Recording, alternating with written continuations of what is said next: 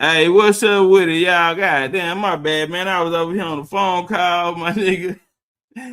My motherfucker, man, I tripped. All right, fam.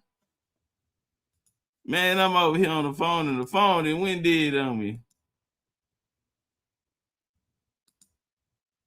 Let me get this started, man. My bad, man. The homie called me, man. He got me over here in my genealogy. We over here trade notes. I'm trying to send him some stuff. I looked up, my phone was dead. I had went on and started the live. I should have been live an hour ago on game.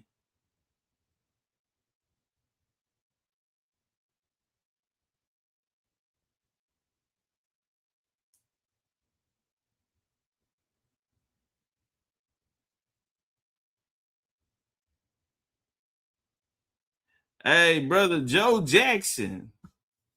Brother Joe Jackson. Where's my microphone? Hey, brother Joe Jackson, if you want to teach, I can drop the link before we get into the bill. If you got something you want to add to it, I can drop the link. I'm looking for this dude who said that, I ain't talking about you, brother Jackson, but it was a dude pulled up, came through here talking. What the nigga say to me? I'm scared to drop the link. This happened a couple weeks ago. Okay, here you go, right here. Global Fusion. Global Fusion, you in the building? He said, don't be scared to drop the link. He's a fan. He's a fan. Come on, nigga, bring your fan that ass up here. Come on, phone, charge up, bitch. That's on 1%. Oh, man. Yeah, come on, phone. Turn it up, goddamn.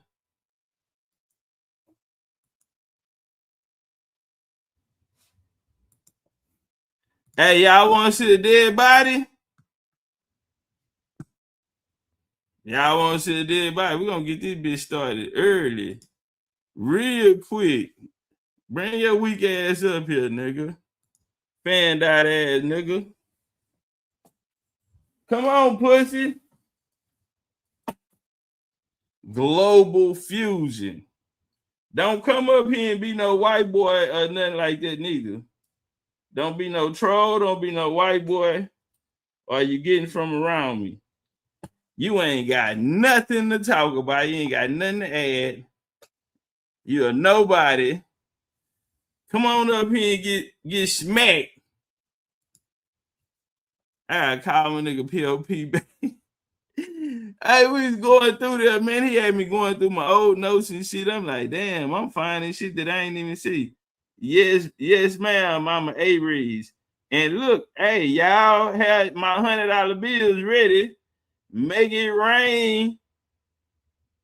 Because, well, we got a couple days. This weekend.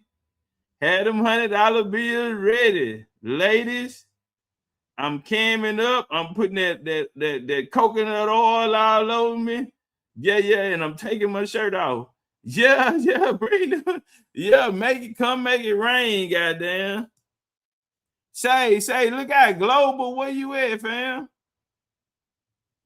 Global, what's up? Nigga, nah, that we ain't doing that. Come run my fade, fam. You thugging. I need that.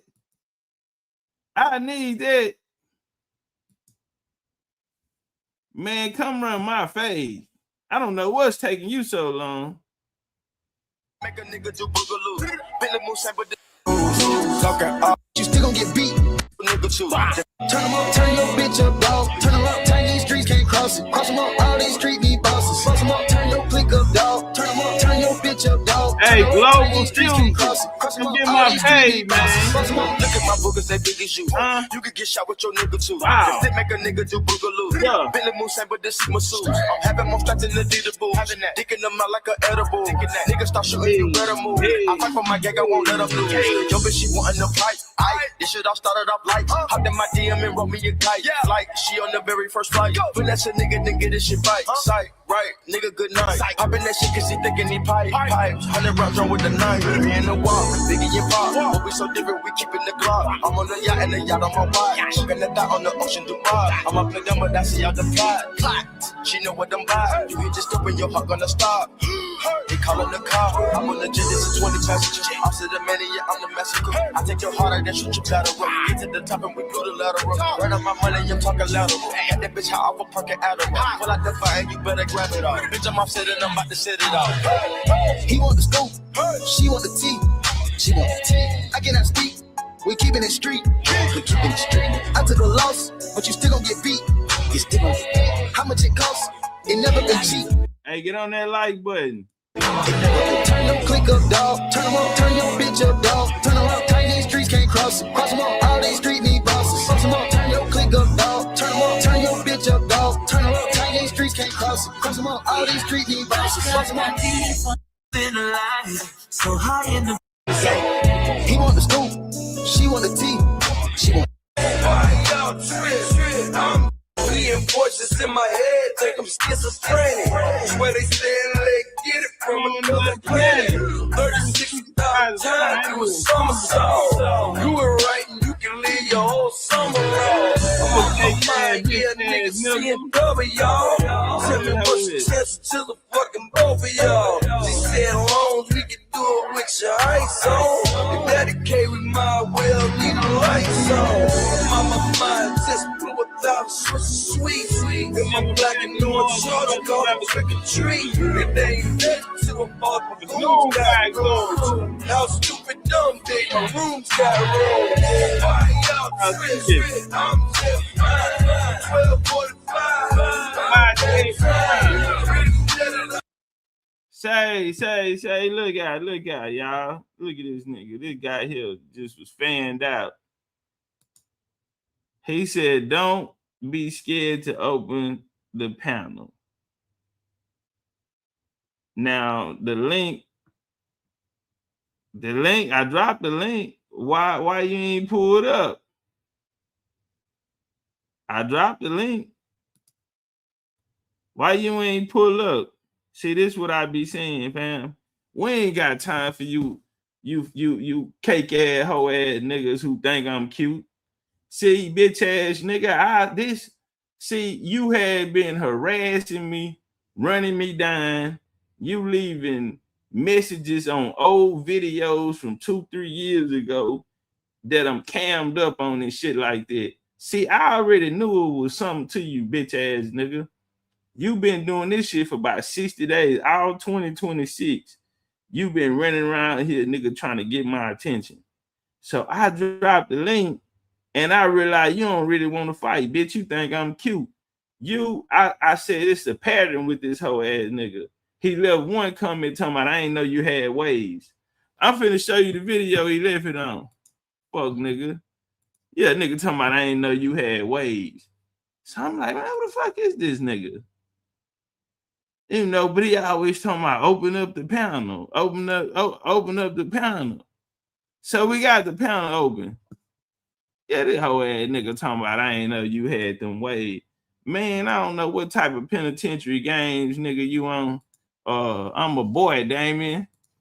Yeah, I'm a boy, Damien. This the video this bitch left a message on. Talking about I ain't know you had waves. See, this why I don't cam up now, cause I knew you hoe ass nigga. What 50 Cent told Young Buck?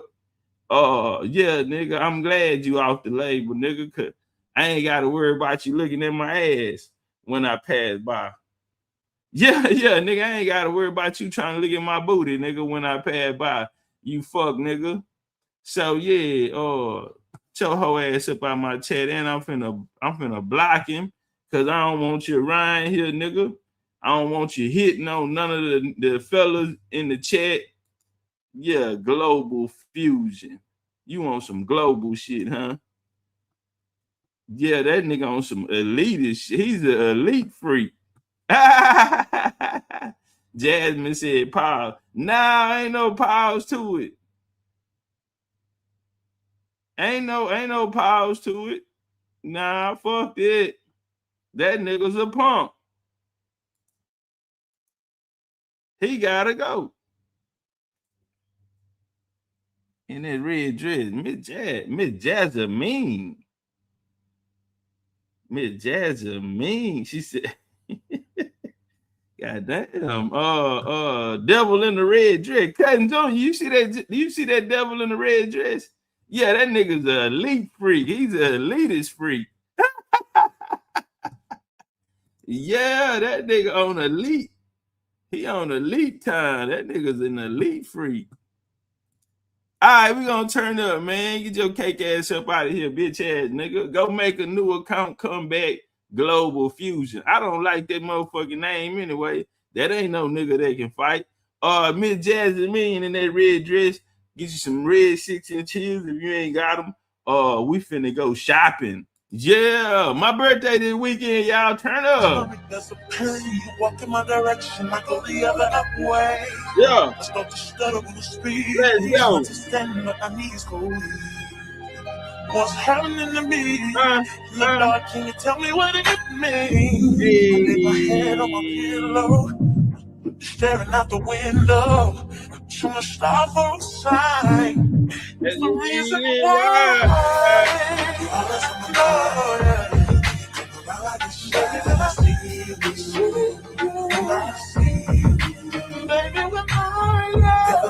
Hey, shout out to the homie Dame, North Carolina for the love in the cash app.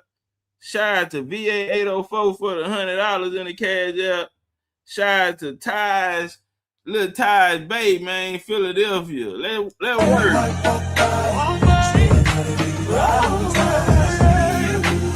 Oh, Dad, you ain't reading? I bet you ain't trying to get no fire burning. Checking how my hair and my nails look. I feel myself in the zone when you're nervous when you go. I say I'm not home. See your face and I hear my favorite song. Should I send an email at home? You're the number one topic on the phone. I wonder if you know, do you have a clue? I lay my head on my pillow. You got me staring out the window. Hold up. Trying to stop outside. What's the reason why? You're always sexy boy. You're sexy boy. Yeah, the mean. Baby, when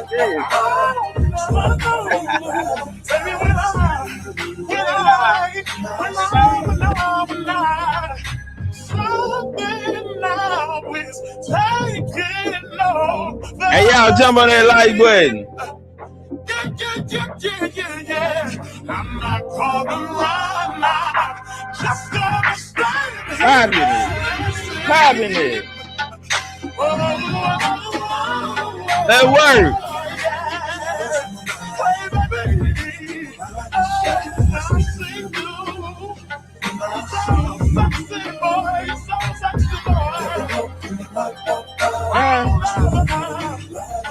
When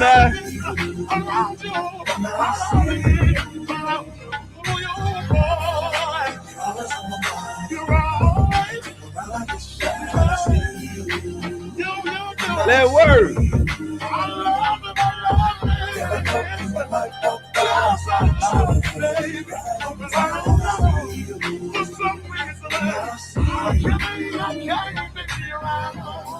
Yeah.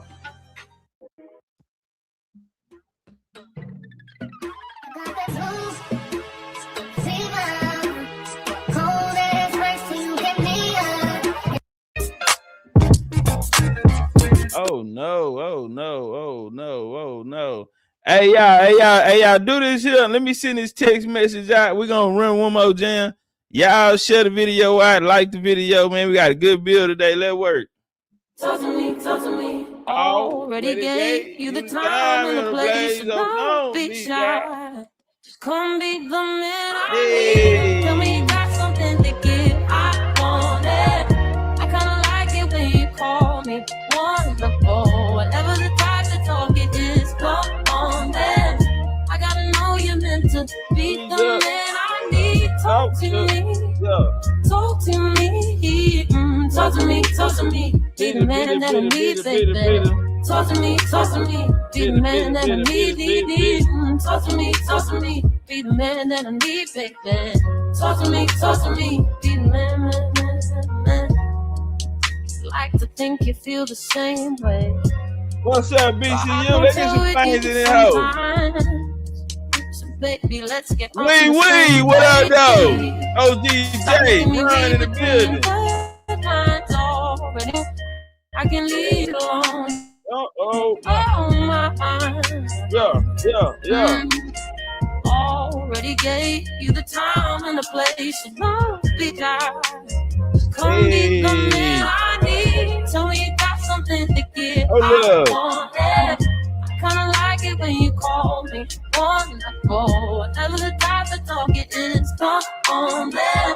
I gotta know you meant to be the man I need. Talk to me. Talk to me. Talk to me. Talk to me. Me lean. Be the man that I need, baby. DJ Ray Hawk. Be the man that I need. DJ Ray Hawk, I'm finna take your goddamn DJ job, nigga. Talk to me. Be the man that I need, baby. Talk to me. Be the man. Yeah.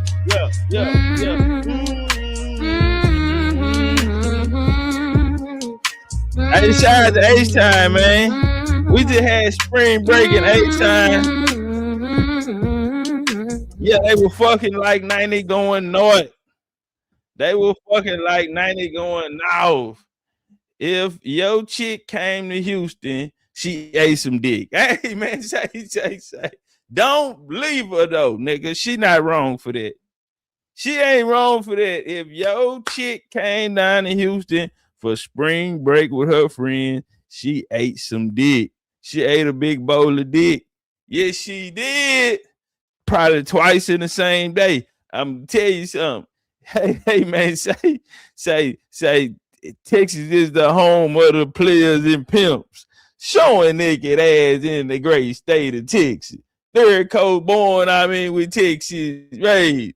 I'm trying to tell you what's going on. She got fucked. At least she got fucked good. Yeah.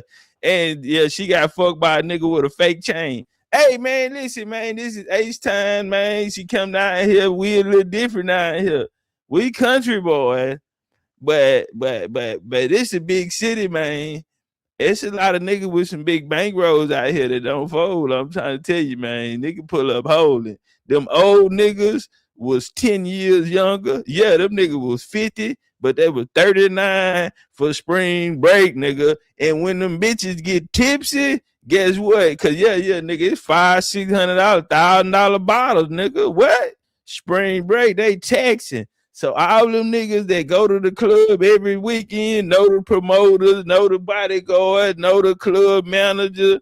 Yeah, them bitches can't get in. So what you do is you go out there with your little wristbands and you bring in all the little cute bitches and get them drunk.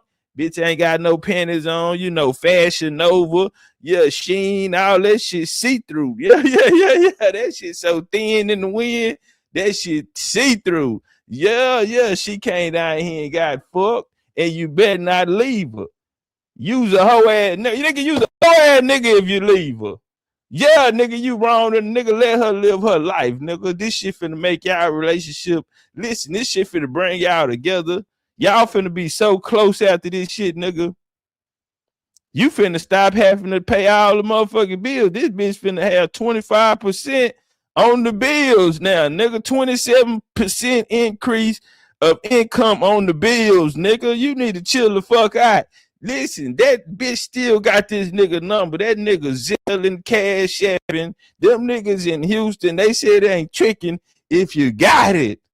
The only reason these niggas get up every day and take a penitentiary chance, nigga, was for some shit that happened this weekend, nigga, in Houston, nigga.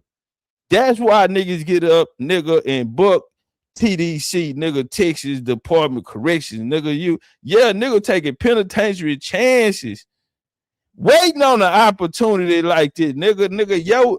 Yo income in the house, nigga, has been raised, nigga, by 30 motherfucking percent, nigga. That shit you finna have to have, nigga. Go get you a side bitch. Put you one of them hoes through college, nigga. Yeah, nigga, you go pay a bitch car note, nigga, $350, nigga, and put that bitch on your insurance, nigga. It is all to the good. Listen, let me tell you something. You congratulate that bitch, unless she fuck raw. If that bitch fuck raw, what that bitch said on the song, Colonial, so you can come pick up your clothes. I have them folded. Yeah, bitch, I let the dog loose on your ass. Bitch, come got a key in the door. Bitch, that key don't work no more. You down there fucking raw. I hate them bitches be talking about, why you gotta put that on? Bitch, what you got, AIDS or something, ho?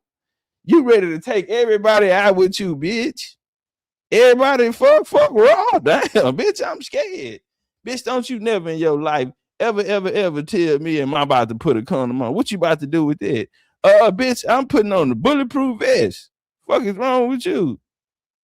Every nigga that didn't fuck, bitch, this ain't the furry dick and it's dark in here. You don't even know what the dick look like. Bitch, you don't even know what it look like. That whole time, what you doing with that, bitch? Why are you going for your pockets? Where my jeans at? Oh, you put them over there. What you looking for? Bitch, I damn sure ain't looking for a wallet. I'm not paying for this. Bitch, I need my rubbers. I snuck 2 rubbers in a honey pack in this motherfucker. Bitch, say, bitch, I had two rubbers in a honey pack. Bitch, that's what I'm looking for. Have you seen it? Yeah. Say, man, I ain't fucking with you niggas, man. They gonna get into the bitch. Yeah, cuz Julie, that's their favorite one. I'm allergic to latex. Well, bitch, I got that goat skin. Yeah, bitch, I don't fuck with no cheap ass latex, bitch. Yeah, bitch, that shit put chemicals on your dick and shit. Bitch, I might well go jack off with some shampoo or some conditioner, bitch. That shit there leave a little sting on the tip of that dick, bitch. Nah, hell nah, bitch. I don't fuck with latex. Bitch, I use goat skin. Yeah, bitch, I'm a real nigga. Say, yeah, that's when you know a nigga know something. That when you know a nigga know something about slanging dick. Bitch, I'm a goat skin type of nigga. Bitch, you ain't never got fuck with no goat skin. Yeah, well, bitch, I'm finna be a hybrid today, bitch. Half man, half goat. Yeah, bitch. Say, bitch, I'm half man, half horse, half goat. Bitch, have you ever fucked a hybrid? Bitch, yeah, best dick you ever had. Oh, and I ain't eating the pussy. Bitch, what you gonna pay me?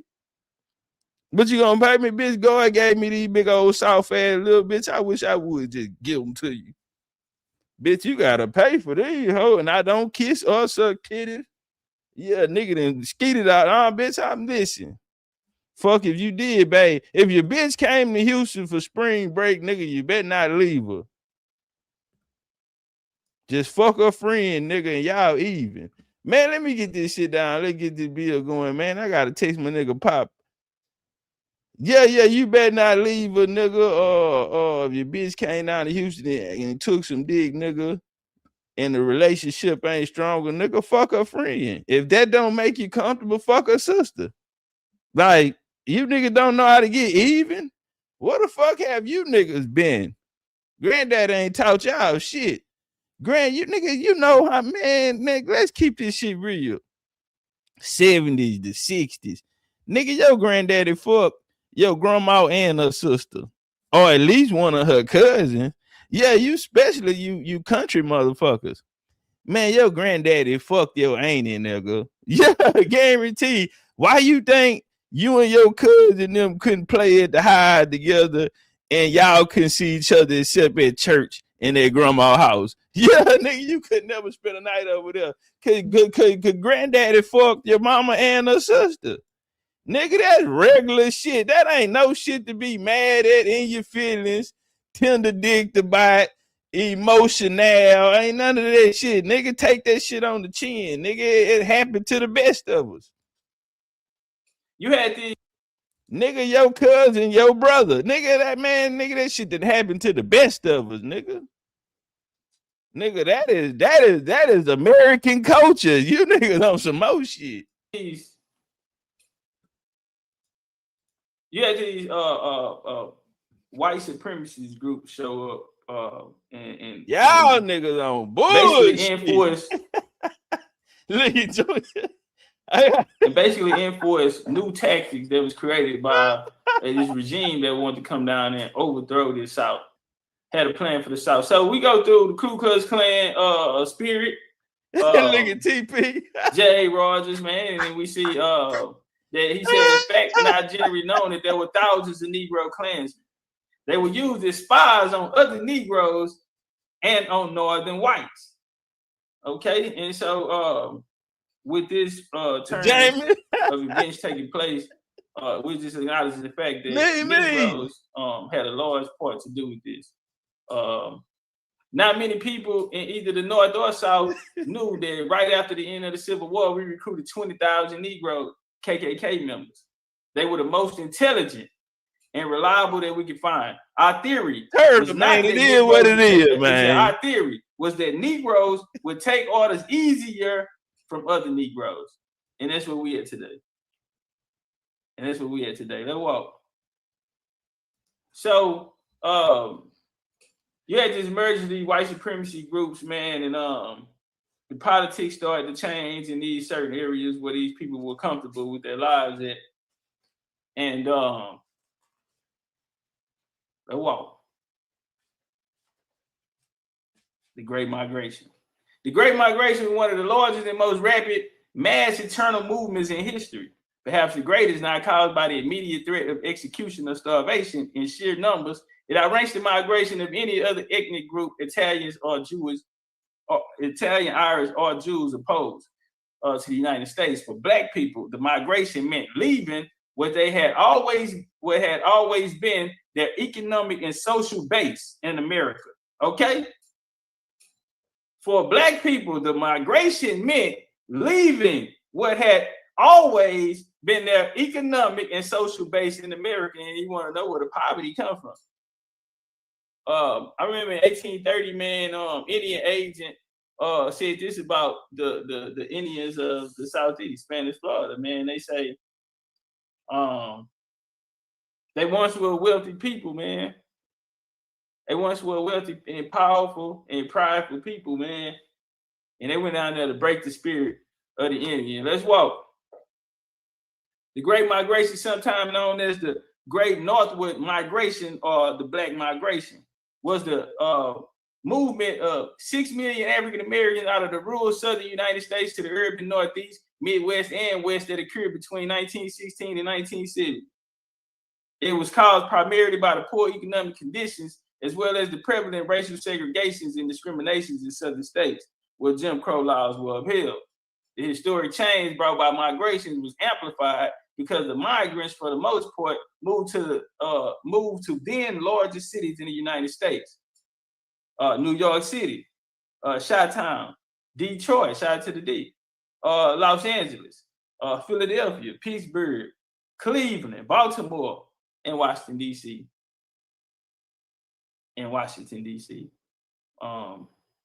And we look at the the populations today in these areas as well. All colored people go to Kansas, September the 5th, 1877, can do so for $5.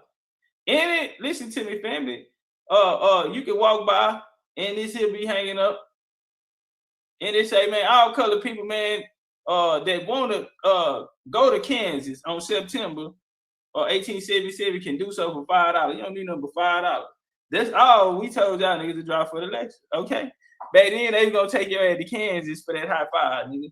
Let's walk. This migration, man, these people packing up and leaving their social and economic homes, man, or foundations. It wasn't a situation of somebody just woke up one day and said, man, you know what? I just want to leave. I just want to get the fuck up out of here. Nah, that wasn't the situation. And you got to understand U.S. expansion. Very important, man. So once we see the U.S. expanding, 1830, like I said, is going to bring up to the Civil War, the War of the States, after the water states, the politics are going to change. Now, there are people in these areas, but the U.S. is expanding. We just seen what they did with the Indian Removal Act. And so this is going to serve as a Indian Removal Act. Well, we have to point out that the American Colonization Society, which was also formed by these, now you got it. This is very, very important because we have AME churches established in the South at this point. The reason why we bring up the fact that AME churches is established in the South at this point is because it's going to come from abolitionist Quakers, okay? Such as Richard Allen, Absalom Johnson. Never go nowhere without these niggas, man. Don't you go nowhere without your niggas. And so you had American Colonization Society, which the AME Church was, hey, y'all get the likes up, get the likes very up. much so involved in. You also have, and so they wanted to actually take this indigenous body politic and place them somewhere else so that they can have somewhere to be. And so, man, let's walk and talk, man. So this is where we at with it. So we got the Indian Removal Act. We come up, the politics change in the South. Now we have the American Colonization Society as well. Now let's walk. Which was going around founding colonies. Okay, now let's walk. Now, Daniel Payne, man, by 1840, Payne started another school. He joined the African Methodist Episcopal Church. In 1842, he agreed with the founder, Richard Allen. Okay? He agreed with Richard Allen that a visible and independent black denomination was a strong argument against slavery and racism. Show you a little game that they play with you. I don't want to hear a motherfucking thing from Richard Allen about no slavery. I don't want to hear nothing from that nigga about no motherfucking slavery. Anyway, he opposed calls for the immigration to Liberia. He opposed calls to the immigration to Liberia or other parts of Africa, as urged by the American Colonization Society and supported by some free blacks. Okay? Now, he opposed of it. He opposed them leaving, but he didn't oppose going to Africa. He didn't oppose them staying here. Why send them to Africa when I can get more out of them here? Man, let's walk. Niggas say, I like to see my money. Oh, yeah, man, you got my money all the way over there. I like to see my money. And so he said, nah, you know, I like to see my money and be able to touch it and count it. What that nigga Red told Debo, he said, yeah, it's just like both of ours. We'll just keep it at my house. Debo say, nah, nigga, I like to see my bike. Yeah, if I want to get up and go somewhere on my bike, I want to leave now. Anyway, the AME Church first task was to improve the ministry, the second to improve the people. At a denomination meeting in Baltimore in 1842, Payne recommended a full program of study for ministers. Okay? Shout out to them theologians out there, goddamn. Man. Hey, hold on, y'all. Let me do something real quick. Hold on. I wanted to start the show off like this here. Let's do this here real quick. Hey, shout out to BCU New for the love and the cash up. Watch this. So look. So on the title, right? American Indian. Damn, it's only 150 people in here. What the fuck is going on? 40 minutes, 150 people. All right, check it out. So this dude. So Papoose, do y'all remember when Papoose went to Africa and they made him a chief out there? I think he was in Sierra Leone or Liberia, one of the two.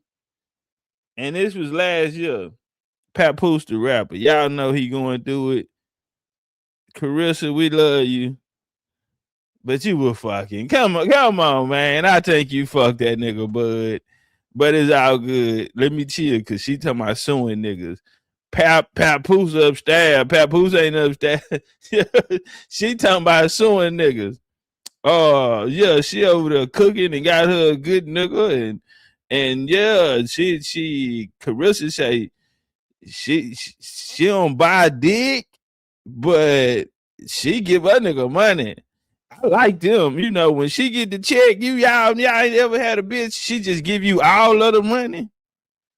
She just let you manage all of the money, nigga. You done went and bought all your side hoes something, nigga, out the money. Yeah, nigga. Say, yeah, Carissa one of them, a throwback. We ain't got them like that. Ride or die down ass bitches. Them hoes do not exist. These hoes now talking about, can you pay my car note for this month? Bitch, why would you put me in this? Bitch, why would you put me in this position? Ho, I was just starting to like you. Bitch, you was just starting to get interested in me. Bitch, I thought we had a future. Damn, this hoe done text me this bullshit. Yeah, I'm finna call Metro PCS and tell them I'll change my number. This bitch done fucked it up. This hoe talking about, can I pay a car note? Bitch, I was just about to start. Bitch, I thought you was all right. You just like the rest of these hoes. Y'all need a Carissa Shield, bitch. Carissa Shield said, I'll make sure my nigga all right. He ain't never got to ask for nothing. What? That's all I heard. Boy, my motherfucking head turns up motherfucking quick, nigga. What? Bitch, I'm finna go be front row seat at the fight. Bitch, I'm gonna have on a whole I Love Carissa outfit. What? I'm buying front row. I'm buying tickets on the floor. Fuck that. I'm waving. Hey, Carissa. Hey, yeah, got me fucked up. These hoes out here, man. Carissa say shit. I'm make sure she wearing that nigga brand. She promoting a rap label we ain't never heard of. All type of shit. Yeah. 50 then came out and went and got this nigga with the edge up in the back of his goddamn head. That nigga missing. No, that nigga got some Haitian in him. That nigga whole top then came back. Convertible coupe. Like, Carissa, you just can't be. Then Papoose always got that damn Yankee hat on because his shit in the back of his head. I don't know what it is about her and these black European niggas. Well, I don't know. Papoose say he got that Indian in it. Look a little Dutch though, but goddamn, nigga, it's some Indians somewhere in that goddamn bloodline though. I don't know what it is. She don't like niggas with hairline. Yeah, nah, you better not have no hairline trying to talk to Carissa Shields, nigga. Anyway, this African, these scamming ass niggas. Let me tell you, I don't know, homie. I'm not gonna say that. But it do when you just tell a nigga some shit. A lot of the time you do want something. You know what I'm saying? And if you go to Africa, you know them niggas ain't too proud to beg. Nah, them niggas, yeah. But I don't know. This nigga here might be a dope boy out there. But check it out. They go Pap. Pap got that shirt from Fashion Nova. Men. Listen. You know when you go out of town with a bitch, you know these hoes these days. And then they want to go buy your outfits and all this shit. And they be like, all right, bitch, I'll let you be nice this time. You know what I'm saying? And this when your gal dress you and shit. Now, Carissa got some ass on her. But we know she's soulful than a motherfucker. Carissa, I love you. Don't knock me out. Cause I do hit women. I shoot them and I put my hands on the motherfucker. Now fuck with y'all. Nah, but Carissa, she is about this outfit for Pep. Our Fashion Nova men. Tell me I'm lying. Where them ladies at? Y'all on that motherfucker. Your husband told you 3 times you done got this nigga out here in a short set. Yeah, nigga, what a short set go with that? That nigga got on Fashion Nova men pants with a Fashion Nova men shirt. That's a short set shirt, nigga. You need some sandals from Payless, nigga, and you gonna be Easter Sunday ready. Yeah, that nigga say, boy, all that nigga need is some motherfucker. He need the shorts to that whole nigga with them open toe sandals, nigga. That nigga Easter Sunday ready. Huh? Where we going, nigga? We on the trip. Yeah, man, you know, Carissa grew up poor than the motherfucker. She went and got that nigga Easter Sunday suit. Fuck is you talking about? All right, then let's hear this shit here, right? Cause this nigga finna tell Papoose what his name mean. Then we gonna let Papoose tell her what it means. Then we gonna get back to this. But then you got another set of color, another set of generals they call Papoose. For what reason? They positive stand up G's, and we call them like one man gang. Like that one nigga man Easter Sunday ready. They could fight like the whole thing for what they believe in. And it all came from lyrics they were listening. Look, you've got like without exaggerating, easily. Look at Pap. You know we used to looking off like that and shit. You like, all right, nigga, let's go. I thought we were about to leave. This nigga telling me a whole African story, and we know all y'all oral stories are lies. Yeah, nigga. All right. You got like 300 Papoose in the city alone. In the city alone. No, but you should say that. Yeah, no, I told him. Yo, that's I told him. Wait, I told him. I could call anybody from my phone. Okay, he went New Balance with him. Okay, all right. He go, rich white man New Balance with the Fashion Nova men, fade jeans with the Fashion Nova men, button up on that motherfucker, nigga. Hawaiian button up. And say, and clarify this. It's a name. Look, the He told him, Papoose, listen to him. last Papoose was a general, yeah? But then you got another set of. He said Papoose means a nigga who would like go to war one man against an army or some shit like that, right? Now this the bill right here, Pap did. This is from years ago. Oh, the homie gonna tell him, hey man, I like that in this daily rap facts. And the homie gonna point out that he like, see Pap got the Indian logo in the back. So that shit that African nigga was just here, that nigga just, he was like, hey, I thought we were finna go to the club. You know what I'm saying? Nigga got me stuck in this. What y'all finna rob me? Why are you holding me here with a bullshit ass conversation? What, some niggas on the way up here to come rob me or some shit, nigga? I ain't got no chain, no jewelry, nigga. I ain't dropped a hit in about nigga a decade. Nigga, what the fuck? What you holding me here with this fake ass conversation for?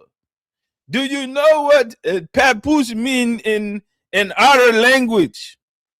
Listen to me. He's like a honey badger. Man, I said, man, is there some niggas on the way up here? I'm finna jump out the motherfucking window. Yeah, y'all niggas ain't finna. Nigga, you got me fucked up. I'm finna jump out the window, nigga. If I die, I die. Fuck it. But nah, check it out. The homie gonna point out the Indian in the background. Because it's true. The truth is something that people want to Understand it. I really don't. I do. Why? I don't understand it. I really don't. I do. Why? Because it's true. The truth is something that people want to stay far away from. Because if you admit that Nas is great, that means all of those guys who can't rap, you got to admit that they're horrible. So you got to always. I don't understand it. I really don't. Horrible. Go back to the picture. So you got to always downplay a guy like Nas just to keep the majority safe. Like it's like a. Damn, my bad. All right, he asked the nigga about it. Let's skip over here. How he got his name? You know what I'm saying? Like, my grandmother felt like I resembled an Indian baby. So instead of saying baby, the Indians would say Papoose. So and that's how you got the logo in the back. That makes sense. Yeah, that's my logo. So okay. She named me Papoose, and it's so crazy you said that because being here in America, we don't even know our history, where we're from, anything. And I recently found out my grandmother eventually died from cancer. Mm-hmm. So Papoose was always my name. Like when I first went to school. Now watch this here. This crazy work right here. This nigga straight Indian. He ain't got no Indian edge up, but that nigga, he got some Indian blood in that nigga. And I found out Papoose wasn't my real name. I was so confused because all my family members, everybody called me Papoose. So when they was teaching me how to write my name, I was like, "What's this?" I didn't even know my real name wasn't Papoose. You know what I mean? Oh man. Yeah, word. So when I came into the music business, I didn't want to make a fictitious name. My grandmother eventually died from cancer. So I was like, you know what? I'm gonna keep my name, which is Papoose. And I the reason why I said a lot of our people don't know our history, I also found out that my grandmother was actually Indian. You know what I'm saying? So Somebody said bars. Somebody said bars. Nah, see. And then, you know, we got I don't know if niggas trolling, a lot of fake shit. Niggas be playing on niggas talking about, oh, your grandma ain't told you this here, and I don't know what people have to prove. You know, I just think a lot of people insecure because they can't find no proof that they're Indian. You know, no different than a Pan-African. No proof that they're African. But today, you know, they disguise it by, you know, these new generic terms that they coming up with. You know what I'm saying? But in their heart, they wanted to be African, but a nigga ain't got the proof. You know what I'm saying? Like, I don't see nothing funny, cool if niggas trolling or whatever about playing with nothing with no Indian on it. And I don't, and you know, and niggas that's entertaining it or niggas trying to, you know what I'm saying? You feel me? I'm square business about this shit, and nigga ain't finna play with no, you know, when niggas in the streets, you ain't finna play with nothing about no gang banging. We don't, it's certain shit we don't play about. And it's Indian shit, nigga, we not playing about this, especially not to appease some niggas, you know what I'm saying, that's standing over here who don't mean a motherfucking thing. No bunch of niggas who hashtagging some shit because they can get an audience off of it. We ain't finna do that. We ain't finna do that, nigga. Nigga, we not all of those playing on no Indian. We not finna do that. You know, nah, square business. So I'm not even gonna get into it, but all that shit there, I'm not feeling none of it, nigga.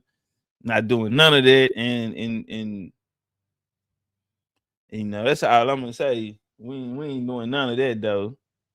Nigga, cause fuck every other group out here, nigga. Fuck what any of you niggas claim, any of that shit you niggas banging, a lot of that shit that fell off to the wayside. Niggas ain't got no motion. Niggas going to go click up with some other shit. I just say that.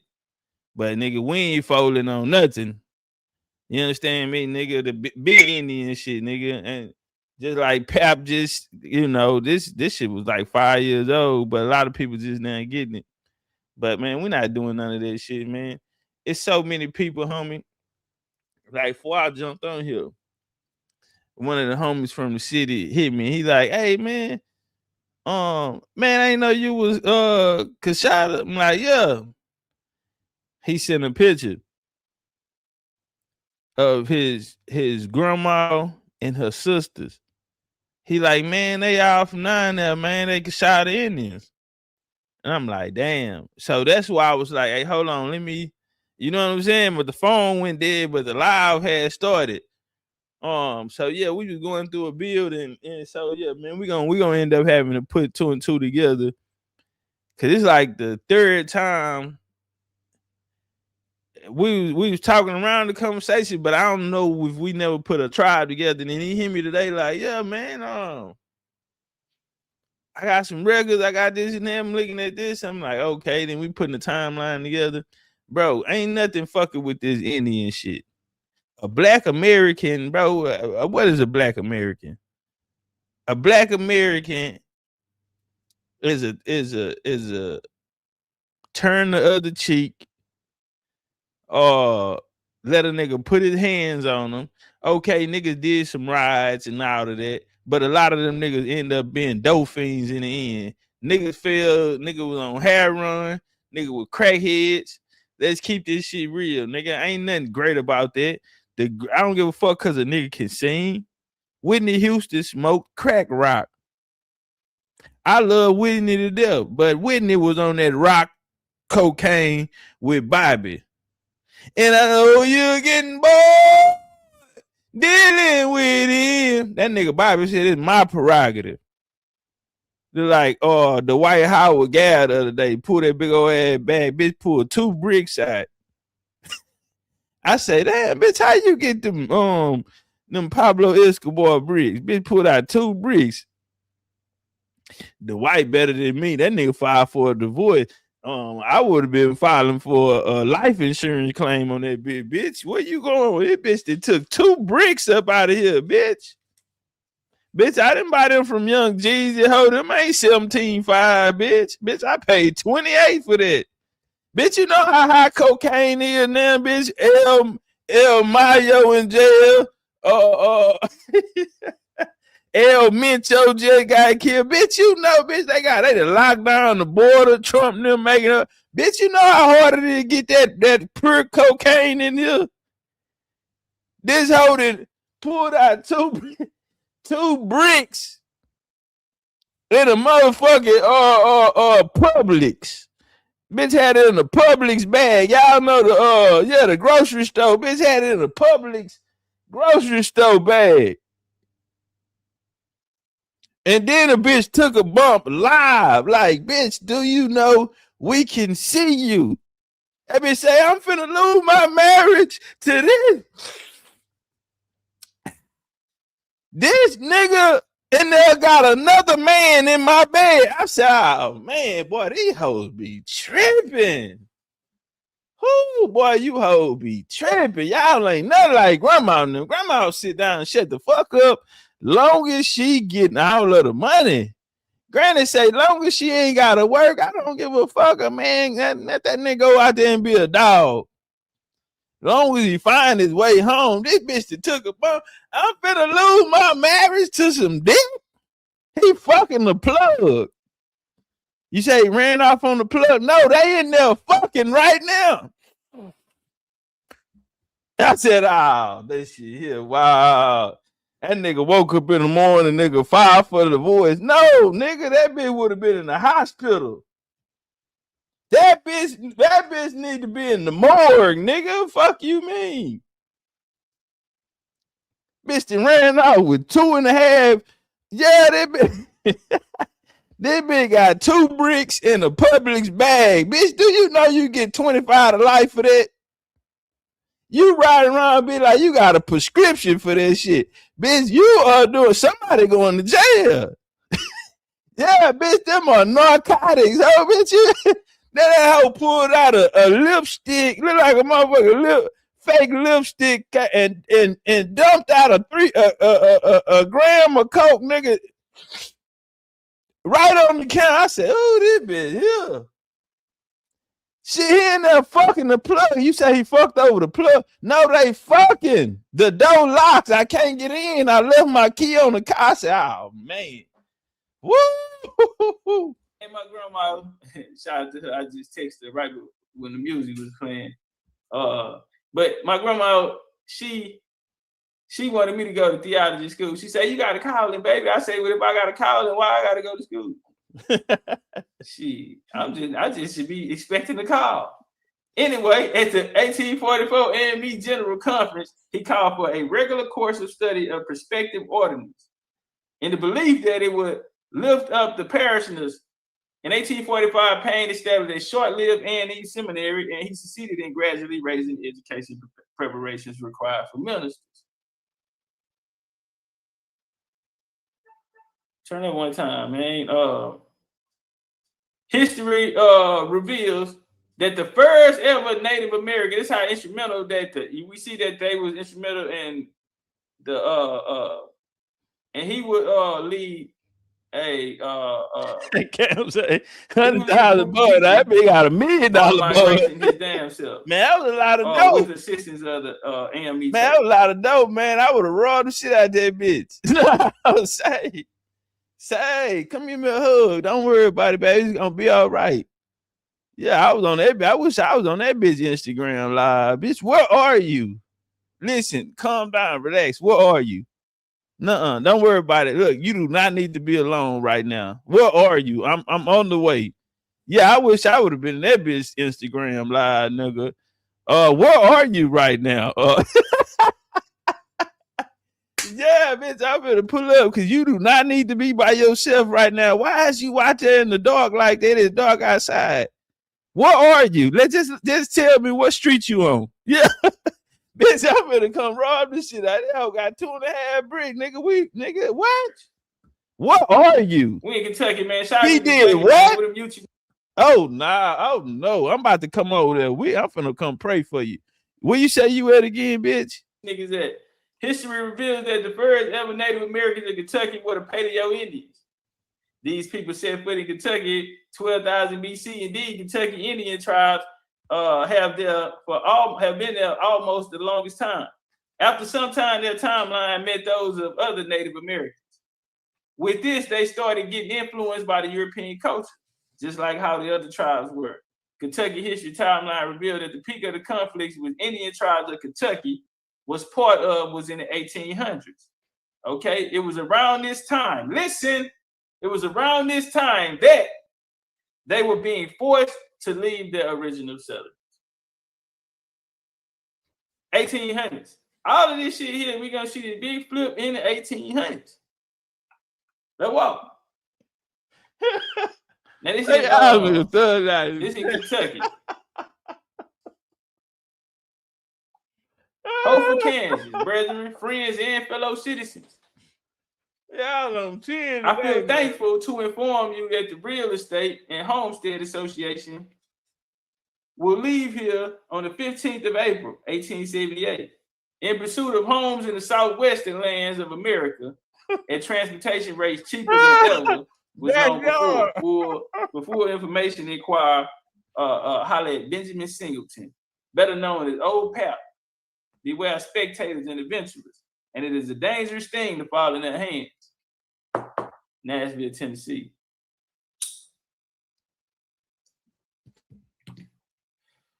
Another missionary who was on there, other than Brother Payne, was probably the most famous of them all. They call him Pap. Some call him Moses. He will lead an Exodus movement. Benjamin Pap Singleton was an American activist, businessman, best known for his role in establishing African-American settlements in Kansas. A former slave from Tennessee who escaped to freedom in Ontario, Canada, 1846, soon returned to the United States, settling for a period in Detroit, Michigan. He became a noted abolitionist community leader, a spokesman for African-American civil rights. Singleton returned to Tennessee during the Union occupation in 1862, but soon concluded, listen, that blacks would never achieve economic equality in white-dominated South. I'm gonna tell you something, family. This is listen, what they did to us.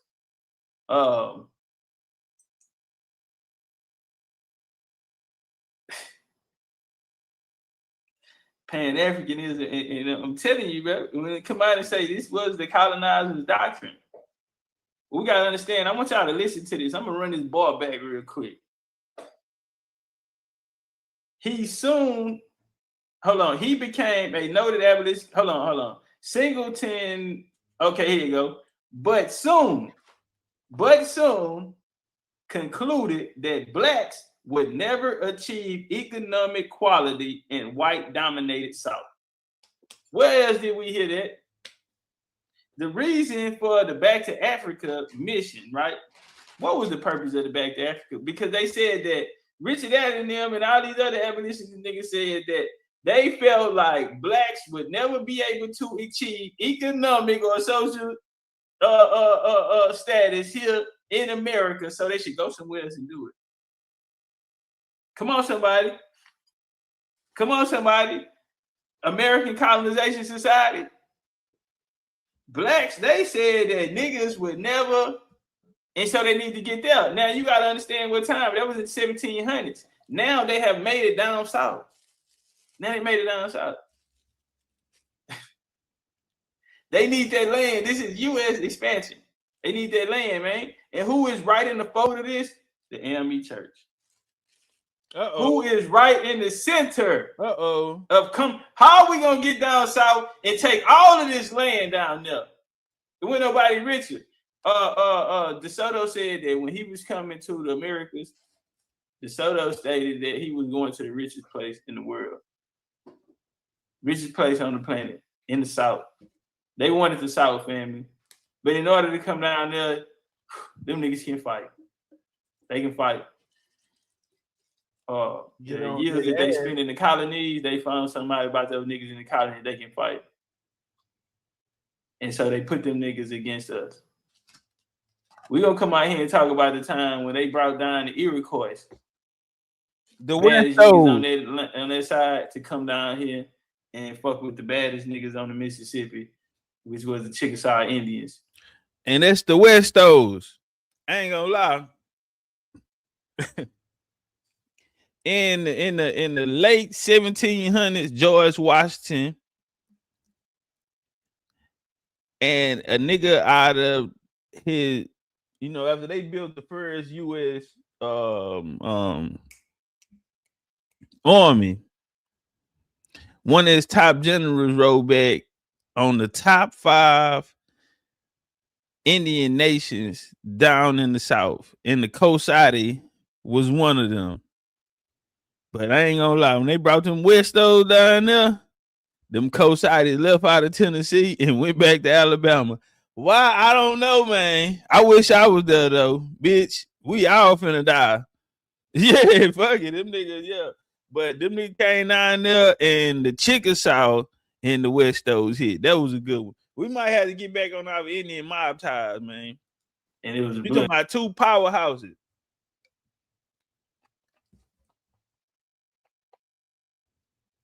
Who is the Westos? Well, the Westos today you call them Cherokees. They're bad, but they Iroquois stock coming out of ancient Rome. The ancient Romans versus the ancient Greece. Ain't that a bitch? It was a bloodbath. It's U.S. expansion. Yeah, I don't know why y'all ain't like why y'all ain't like this motherfucker up on that. We see the same message, which came through the AME church the first time. You had your Henry Turners and all of these niggas was preaching this message to our people. And now you have these pastors that come down in the South and they convince our people that their best bet would be to leave their economic and social foundation. And whoa. Hey. After the end of Reconstruction, Singleton organized a movement of thousands of black colonists known as the Exodus to found settlements in the free state of Kansas. A prominent voice for early nationalism, he became involved in promoting and coordinating black-owned businesses. Okay? Listen, family, do you know who this nigga became known for promoting and coordinating? He's coordinating. Huh? It's Sunday. A lot of you niggas been out there watching offense coordinators all day and defense coordinators all day. He became a coordinator. What's a coordinator, Chief? For black-owned businesses. How they call him a handler today. Man, if you listening, if you came to walk, goddamn, we gonna get to. Before the Civil War, Creeks, Cherokees, and Chickasaw Indians of Oklahoma, or the Indian Territory, which was not yet a state, had slaves.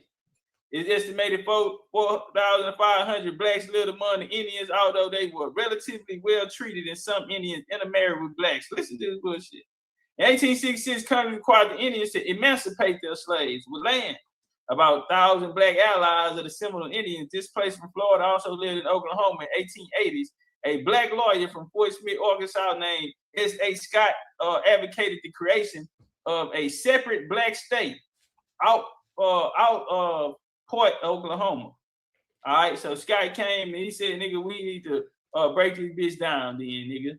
In 1884, Republican President Chester Arthur recommended to Congress that black freedmen among the Indians in Oklahoma be settled in a single compact district of Oklahoma. Congress did not act on the proposal. Nevertheless, several all-black towns did develop. Hey, y'all.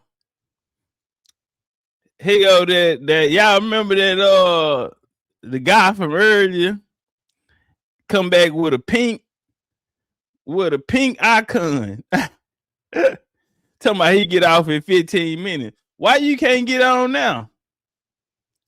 Why you can't get on now, nigga? Fuck your boss. Yeah, nigga, fuck the boss, nigga. Or you following rules? You's a good slave. I don't even come up here and argue with me, nigga. You's a good slave. You over there, nigga. You got a mop. Yeah, what you doing, nigga? You finna go mop the bathroom, nigga? Huh? You finna go put some pine and gotta go clean the toilet and shit. You get off in 5 minutes.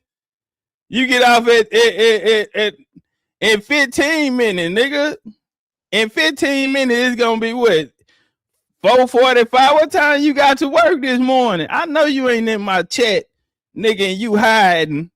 You back there, nigga, hiding, nigga, in the restroom. Got that bitch smelling like Clorox.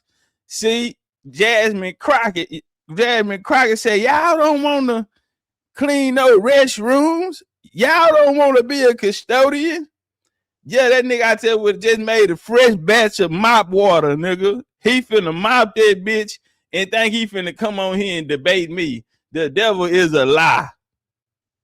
Nigga, you better get your motherfucking life together, nigga. The devil is a lie. Boss, he ain't working. Yeah. You better get your Ray Gibson, Claude Anderson looking ass on, nigga. Yeah, nigga, you better get your Ray Gibson, Claude Anderson looking ass on. Boss, he ain't working. Talking about give me 15 minutes when I clock out. It's me and you. Man, you better go sit your ass down somewhere, nigga. And you better not miss a spot, nigga. I'm finna come piss all over the toilet, all in the back of that bitch, nigga. Yeah, you finna be on your knees, nigga. Or in the back of that, getting the back of that piss out the back of that toilet, nigga. Up in Oklahoma. One was Langston. Boss, he ain't working. By Edwin McCabe. Another by was Bowley. Shout out to Bowley, man. It's fucked up how Bowley look, man. We go back in time, man. You talking about one of the best places to be down south area. Damn, that shit to put you to sleep, right? Nigga that fainted. That would be in my top 20, man. To go back down there to Bowley, man, and go out there and eat me some good food with them. Hey, time out. I got a real question, man, and it's been on my heart. I ain't gonna lie. We was supposed to do Fade in May in Oklahoma. Man, I ain't gonna lie. It's March. Shit, next month is April. If y'all think we can pull it off, if y'all think that's the right move, I'm gonna tell you why I didn't just push the line on it. Because I wanted to do a pyramid tour. And I understand I had to figure out what it mean the most. But lately, I thought going to the pyramid would be more because I'm like, man, I'm finna just get back on pyramid tours. But honestly, I just heard this nigga bring up Bowley right now again. And I'm like, damn. They did ask us to come down there. I gotta weigh it out. We could do Mexico another time. But I think we're gonna go and start organizing and getting everything ready for Oklahoma, man. Fade Oklahoma. AP was on Caleb platform 3 million, and he even threw it out there like, hey, we going to Oklahoma. So, and then at the same time, everybody don't have a passport. So I just think it might be harder and more expensive for a lot of people to get to the pyramid. You know what I'm saying? So I think we're going to have to go. The only thing will be, shit, we ain't got long. We got 40 days to prepare type shit. I'm gonna leave it up to y'all. Y'all let me know, man. We'll take a poll from the chat. Do y'all think we should push our line and go and get down there? I think we can get a lot of more people. We just gonna have to be ready. We're in the hurry up offense, nigga. 2-minute drill. Let's run this bitch. BCU, y'all already know, nigga. Lace up. We back at it, but he just said Bowley, and it just brought me back like, fuck is you doing, nigga? You better get your ass down there to Bowley. Because we don't even know what's really waiting on us. We don't even know what's going to happen after this. But we going to Indian territory, nigga. We bring them Indian down in Indian territory. And man, ain't no telling. I think that's what the ancestors want us to be. You know what I'm saying? So it's been on my mind, I ain't gonna lie, all weekend. You know, I was gone. I'm sitting out there by the water and shit. And it just, I couldn't stop thinking about it. And I'm like, fam, it's too late. And I'm like, nigga, I ain't know it. Just whoever we get out there, fuck it. You know what I'm saying? If we 10 deep, then we just 10 deep. But we gotta get down there to Bowley.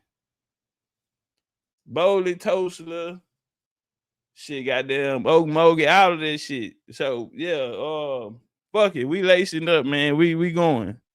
Rain, sleet, or snow, nigga, we got to go. You know, walk around the town, rock around the town, go to the get-togethers, man. Do some cowboy shit with them, do some Indian shit with them, man. Hold on. I'm gonna tell you why I said, man. 1884, Republican President Chester Arthur recommended to Congress that black freedmen among the Indians in Oklahoma be settled in a single compact district of Oklahoma. Congress did not act on the proposal. Nevertheless, several all-black towns did develop in Oklahoma. One was Langston, established in 1889 by Edwin McCabe. Another was Bowley. Shout out to Bowley, man. It's fucked up how Bowley look, man. We go back in time, man. You talking about one of the best places to be down south in that area, man. Bowley, man. If I can get a time machine, that would be in my top 20, man. To go back down there to Bowley, man, and go out there and eat me some good food with them. You know, walk around the town, rock around the town, go to the get-togethers, man. Do some cowboy shit with them, do some Indian shit with them, man. But Bowley, Oklahoma, man. A lot of those towns are burnt out now, man. When we look back in these places, it's not far, country. They start to take the economics out of them. You know what I mean? They take the economics out and then, you know, brought the drugs in, and then the Bowley was the richest place in Oklahoma. Everybody talk about Tulsa, but Bowley, nigga, Bowley was where it's at. You talking about them cowboy western movies they talking about?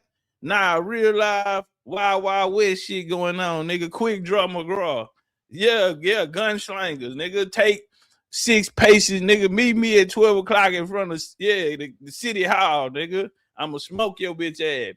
Yeah, that Bowley. That's that real cowboy Indian shit. You know, the war on crime is, and listen, man, this has been a cycle to take a great people. Yeah, man, to take the greatness out of a great people, man. The greatest is not by accident that we control the tempo for the planet Earth. You know, it's all about getting back to who we are, man, and honoring our ancestors, and you know, getting that knowledge of self of who we are and what we are in the story. You know what I mean? That's the most empowerment thing that we can do. Let's walk. Men such as Alexander Cromwell since 1850s had advocated immigration to Liberia. Check. Black European ass nigga. And had actually gone to Liberia but was kicked out. Bishop Henry McNeil Turner of the AME Church preached the same back to Africa gospel. Yes, he did. Preached the same back to Africa gospel. I hope y'all on that like button out there. African Americans for every reason to be alienated from white society. Okay? They are telling us, hey, bro, we need to go separate. We need to go. All these niggas come out here. We need to separate.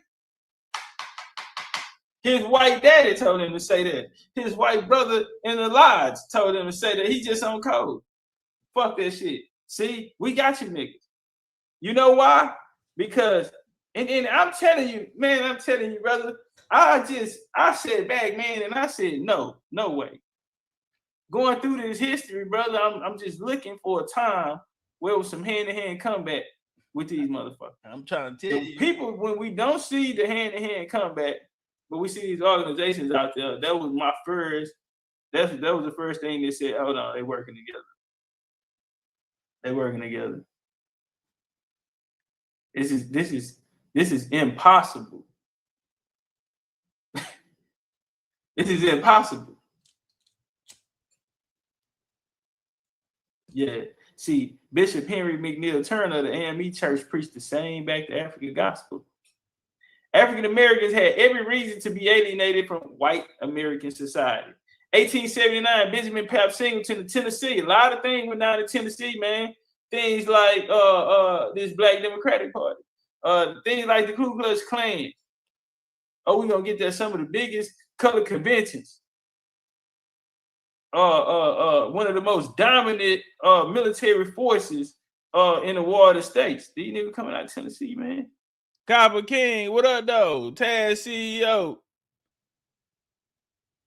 Mid Divine. Big Pep encouraged more than 70,000 African Americans to leave. Listen, remember they said 70,000.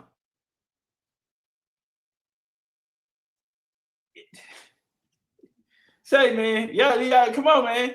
70,000 to leave Tennessee and go to Kansas. Henry Adams in Louisiana urged migration to West as well. However, when African Americans arrived in Kansas, they found that Jim Crow segregation was there too. Now, you think Pap didn't know? Or you think Brother Adams or Brother Payne wasn't aware that once these people be removed off the land and be taken here to Kansas on this exodus, you think they wasn't aware of the politics? Of course they were. Because you see, when they got there to these towns, nigga, they was the man. Hey, go see Pap. You need to go see Pap. You talk to Pap? Yeah, well, Pap told me to do this here. Pap told me to come over here and get a job. Pap said, can y'all send this here around there? They got the... You got to remember, Pap was over there coordinating businesses out there. Funded by the AME Church. You need to see, you got a boy around there needs to work. You tell him, come see me. How many he got? He got a brother. You know how they do it, especially them single parent. Husband got killed in the war. You got them two boys. Them two boys look like they ready to work. Like a motherfucker. Come on now, man. Y'all know when Big Daddy make your ass get out there with that lawnmower, man. On that Saturday, you and that bitch trying to watch some cartoons. Yeah, old people don't like lazy people, not at all. Back then, you know, popping in the old school back then, they ain't like lazy people. It would be no such thing as an iPad or games and all that. You probably get you 30 minutes to an hour on that motherfucker a day. Yeah, with them throwbacks, you probably get an hour. You probably manage that iPad through the day. You probably get you like 2 hours on that iPad, 30 minutes at a time, some shit like that. They ain't going for that. It's too much shit need to be done around here. I'm trying to tell you. It's too much shit need to be done around. Nigga has to be cleaning out the back shed or something around him up. Yeah, man, the basement. But yeah, them boys, like they Reagan lead like Trey on Boys in the Hood. Goddamn right, nigga.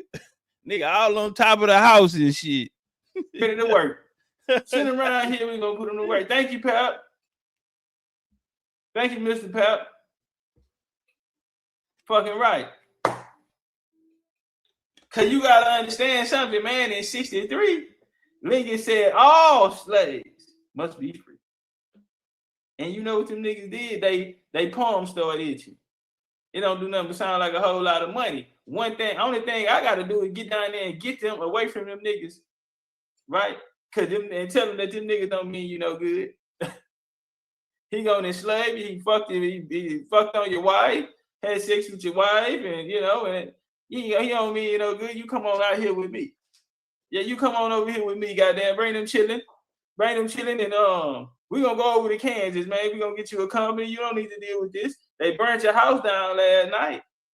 Nah. Me say, yeah, man, nigga came knocked on my door, man, and asked me, can he, purchase some crops from me, and he shot me a number out there. I said that was kind of low ball. I told him what I was getting for it, and he showed back up with 6 dudes in hood. They burned my house down. Pap say they did what? They burned my house down. Oh nah, I'm finna go back around there. They said we gonna go with you, Pap. He said nah, fuck that. I ain't scared of him. I'm gonna go around there myself.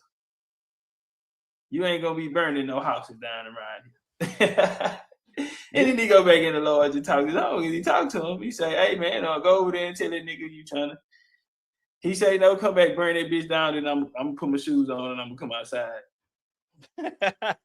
And you know what, okay, I talked to him and he gave me the wallet back. I don't know what it is. They kept all the jewelry and all that shit there, but he did give me the wallet back. There's a couple dollars in there. Now what I'm gonna do is I want you to meet me down there at the AME church, and I'm gonna give you a couple dollars, and we gonna get you. We need to get y'all to Kansas. Get these babies in school. Yeah, see, they said babies can't go to school around here no more. They're taking it. They're not getting y'all no job. We go. Yeah, I got something for you in Kansas. We got something in Kansas, and we not dealing with this shit. I done told him already. We ain't dealing with this shit.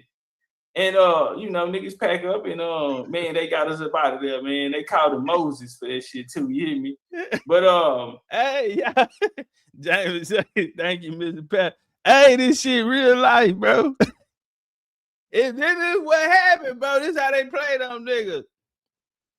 Pap with the AMB tell you the pastor, they burn your house down. You gotta go to the pastor.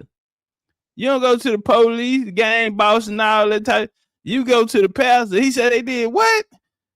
Now, they Protestants and the Klan Protestants. They didn't send a nigga over there to go burn your shit down. And then you went to Pap, and the whole time Pap in on it. Pap come back with the wallet. All of the jewelry, the family Bible missing. Yeah, the maps and shit, the land deeds. Nigga had $2 left in the wallet, like Claude Anderson on Life. Nigga had a $1.25 in that bitch left. Pap say, don't worry about it. I'm gonna get you down there to Kansas to get you some work.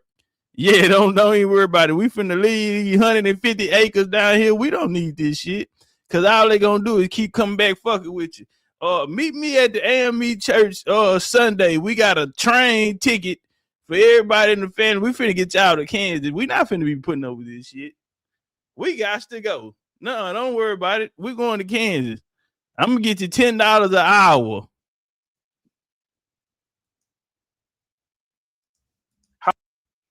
However, Singleton became disillusioned with the United States altogether. And late in the 1880s, he advocated for immigration. Where, family? Back to Africa. Damn, nigga, you done pulled just 70 out of Kentucky. And then you show back up, nigga, later, nigga, talking about, fuck this shit here in Kansas, nigga, let's go to Africa. So you guys see, he gonna end up walking them into a fucked up situation. You done gave up the land. Everything was free there. We ate off that land. We ate beans and rice. We had crops. We lived good. We had everything we needed. And now you done moved me out of my place. Now I got to come here. I got to rent. Now I got to worry about getting a job. Because now I got to worry about getting the rent. I got to worry about paying for a roof over my head. I got to, yeah, man.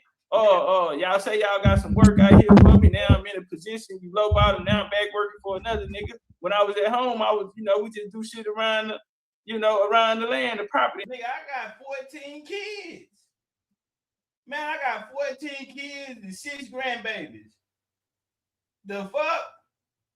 I'm out here renting a house, nigga. We in a 2-bedroom, nigga. I just come out 150 acres down there in Mississippi. You got me out here in Kansas. What, Pap? I'm finna kick his ass. I'm finna beat the shit out of Pap. Do you know Pap came in by my house this morning talking about we finna leave Kansas, fuck this shit. Let's go to Africa. I'm finna go kick Pap in his ass, and that hoe ain't paid me I ain't been paid in 2 months. We finna fuck Pap up. Pap back there count money like dollar bill on Players Club. Yeah, Pap back there count money. What that nigga smoking say got so much money, I need another nigga counting for me. And we sell our resources. Pap said, I got so much money. Work with the border system. We need too much. We had community gardens and shit. Now I'm out here on my own. Now I got to figure out how this shit work. Now I'm forced to be in the system. And this wasn't a decision I made. This is his whole ass pastor told us it'd be good for it. And now he show up, knock on my door, talking about, hey man, fuck that shit, man. These white boys out there tripping. Man, put your shoes on. Come out here, man. These niggas out here tripping. What, man? White boy went down there and man, they shot this nigga down the street, man. I'm so sick of this shit. I done went down. I talked to the government. I'm talking to the nigga ain't text me back. I done emailed him twice. shit, man, we need some laws to protect us, man. The 14th Amendment was supposed to protect us and all this shit here, right? Right on. It was a trick bag the whole time. Cause now you out your land, you over paying this high ass rent, working on this bullshit ass job, slave for these folks all motherfucking day. When you just come from being a boss.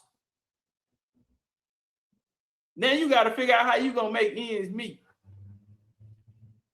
And he showed up one day talking about, you know what, fuck this shit, man. Them niggas lied. Is all. Oh, we finna get the hell out of here. Where we going, pal? Africa. Pal, where we going that way? Africa, nigga. Fuck this shit, nigga. I'm not dealing with this white boy, nigga. I'm sick of this shit. Pal got all the money. Pap got all the diamonds, big old car, big old houses, boats, and yeah, he got all that shit. Them white boy, he got on the country club with him and shit. And he come knock on your door talking about, woo, these niggas, woo. Pap, you coming out there to Africa with me, man? I probably ride out there with y'all, man, and I'm gonna come back and get the keys and shit. And then I'm gonna wait till my house finna get built out there, man, and then I'm gonna come on out there with y'all there, man. But y'all gonna get on the boat, man. I'll be out there. I'm waiting on, they told me them hoes taking longer than I thought. Building my motherfucking house out there, man. And so, they trying to find out how they gonna run the water. Yeah. But soon that house get up and running, man, I'm gonna be out there. I'm gonna be on the block. And he showed back up talking about we going to Africa. You motherfucker nigga, you. Pap, boy, Pap was a bad motherfucker, but you wrong with that shit. Yeah, man. However, African arrived in Kansas. Hold on, damn, why I'm at? Okay, but he himself did not go. Huh? Pap showed up late in the 1880s, advocating immigration back to Africa, but he, like Marcus Garvey, himself did not go. Nor did many of the blacks in Canada. Nor did many. He sent some niggas. He got them out. P. Worth meal. That nigga said water to a well. Nigga, the flight to Kansas was called Kansas Fever or Kansas Exodus. Man, they would leave and go. And understand this here. They were called colonies. Literally. These places that they went there in Kansas, they were literally called colonies. Yeah, man, they went and set up colonies in Kansas. Foreseeing the negative impact that the end of Reconstruction in 87-7 would have on African-American communities, Singleton believed that former slave masters could never truly enter into equal relationships with their ex-slaves, instead of a continuous struggle to live together. Singleton started out a pragmatic racial separatism from white Southerners. He said, man, there ain't no goddamn way in hell. And listen to them Pan-African, that's the shit that they tell you. Oh, nigga, did a black author, a white man told you that. You read a white source. You read a white source, brother. You eating that vanilla cake, brother. The white man wants you to eat that vanilla cake and make you think it's God, brother. The black cake, brother, and the chocolate cow, this whole ass shit, right? Pap come out there running that whole ass Pan-African games on the Indian, man. Kansas, with the promising of inexpensive land, racial solidarity, supposedly better treatment for African American, seemed like an ideal place for creating a black Canaan. Singleton and Columbus Johnson, associated with the Edgewood Real Estate and Homestead Association, visited Kansas in 77 and toured several potential sites for African American forming colonies. Upon the return to Nashville, Singleton and Johnson created leaflets of handouts proclaiming the quality of life in Kansas and purported benefits of predominantly living with members of one's own race. Singleton used the Edgewood Real Estate Association to drum up interest in migration to Kansas, holding revival-style information and promotion meetings for his agricultural colonies. Listen, not only when the nigga going up there, bro, he going down there to go get all this work. 63, nigga, Lincoln freed the slaves, man. It was a rush to get down there and get your hands on something. You talking about some of the coldest people in the game, family. You were talking about the most skilled in the game. This shit was like free agency, man. Imagine having, you can build a team and everybody that's here to build a team can get a LeBron on that shit, can get a KD, can have a Steph. You feel me? And so, yeah, man, that's what this was about. And so these Yankee boy ran down there, man. And like he said, how the fuck you gonna have a relationship with a nigga that enslaved you? You gotta be a new stupid. You gotta be a new kind of stupid around this motherfucker. Hey man, jump on that like button, goddamn. This is the pay-per-view, goddamn. Turn up one time, man. Singleton led his first company of colonists to Baxter Springs in Cherokee County. Okay, he led his first one to Cherokee County, nigga, Kansas. In 1977, following the year, they conveyed an even later group from Nashville to Dunlop County. Man, these are colonies. These are colonies. The first significant migration of African Americans in Kentucky to Kansas took place between 1860, when there were 64 migrants, and 1870, where there were 1,776. The majority lived in Leavenworth. Listen, family, the majority lived in either Leavenworth, Shawnee, or Wabanaki counties. Okay? These y'all. This y'all kinfolk. All you Indian niggas, that's y'all kinfolk to myself. In Topeka, most of the African Americans residents had come from Missouri. The next largest number from Kentucky. By 1877, there was a small concentration in Nicodemus. Shout out to Nicodemus, Kansas. All of these are colonies, family. The 1885 Kansas State Census shows that more than half the African Americans living in Nicodemus were Kentucky natives. Nicodemus was only one of the rural communities that promised opportunity and hope for African Americans seeking a better way of life in the West. Man, where my flames at, man? Turn that bitch up, man. Them niggas went in there and got these Indians, man. Get up out of there. I need you out. And so when we go in these areas and we look over there today, we saying, damn, there's a lot of white people here and not even understanding how these motherfuckers. That's because all you niggas had to get up out of there. And see, it wasn't no choice because a lot of our people there was willing to stand and fight them bitches. But here come the AME church. Here come the black pastors. Here come these Pan-African ass niggas. See, and you wonder why they don't want you talking about you are Aboriginal to this motherfucking land. You wonder why they don't want to say you Aboriginal to this land and you get so much kickback. Right? These motherfuckers really, man, they got, you know how many people? Missouri, man, they got all the Chinese over there, man. They got all the Wabanaki over there. These niggas are working. Say, man, in the spring of 1879, thousands of colored people unable longer to endure the intolerable hardships, injustice, and suffering inflicted upon them by the class of Democrats in the South had in utter despair fled panic-stricken from their homes and sought protection among strangers in the strange land. Homeless, penniless, and in rags, these poor people were thronging in wharves of St. Louis, crowding the steamers of Mississippi River and pitiable destitution, throwing themselves upon charity of Kansas. Thousands more were congregating along the banks of the Mississippi River, hailing the passing streamers and imploring them for passage to the north for the land of freedom.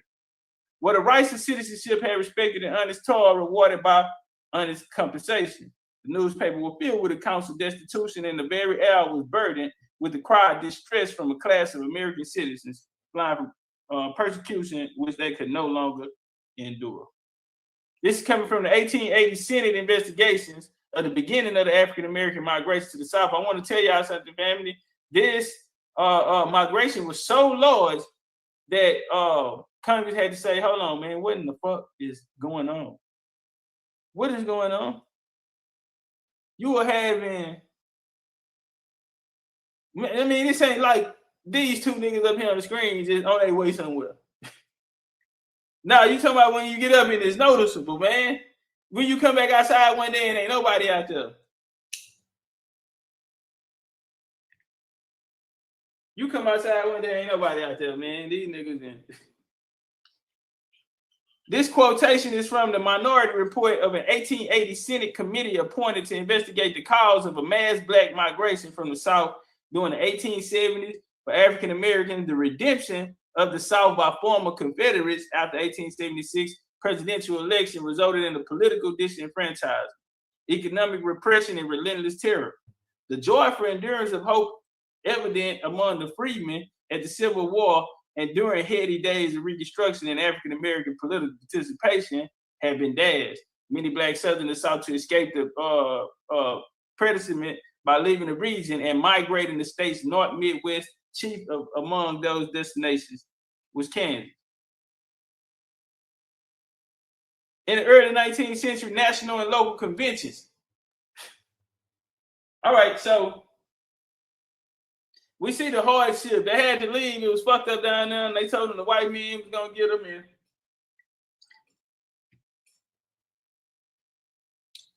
We can't live with these white boys. These niggas crazy. We need to get up out of here. Well, that's the story that they give us for the migration. All right, it's BCU. So we're gonna talk about what really happened. Because one thing that we know is we ain't never been scared of no motherfucking white boy. Ever. All right? Nigga, we motherfucking indigenous to this land, nigga. We fade. We taking every fade. We lining everything up, nigga. Fuck about no motherfucking white boy or his Ku Klux Klan Negro homies. In the early 19th century, national and local conventions involving variety of political and social issues were persuaded by increasing numbers of African Americans.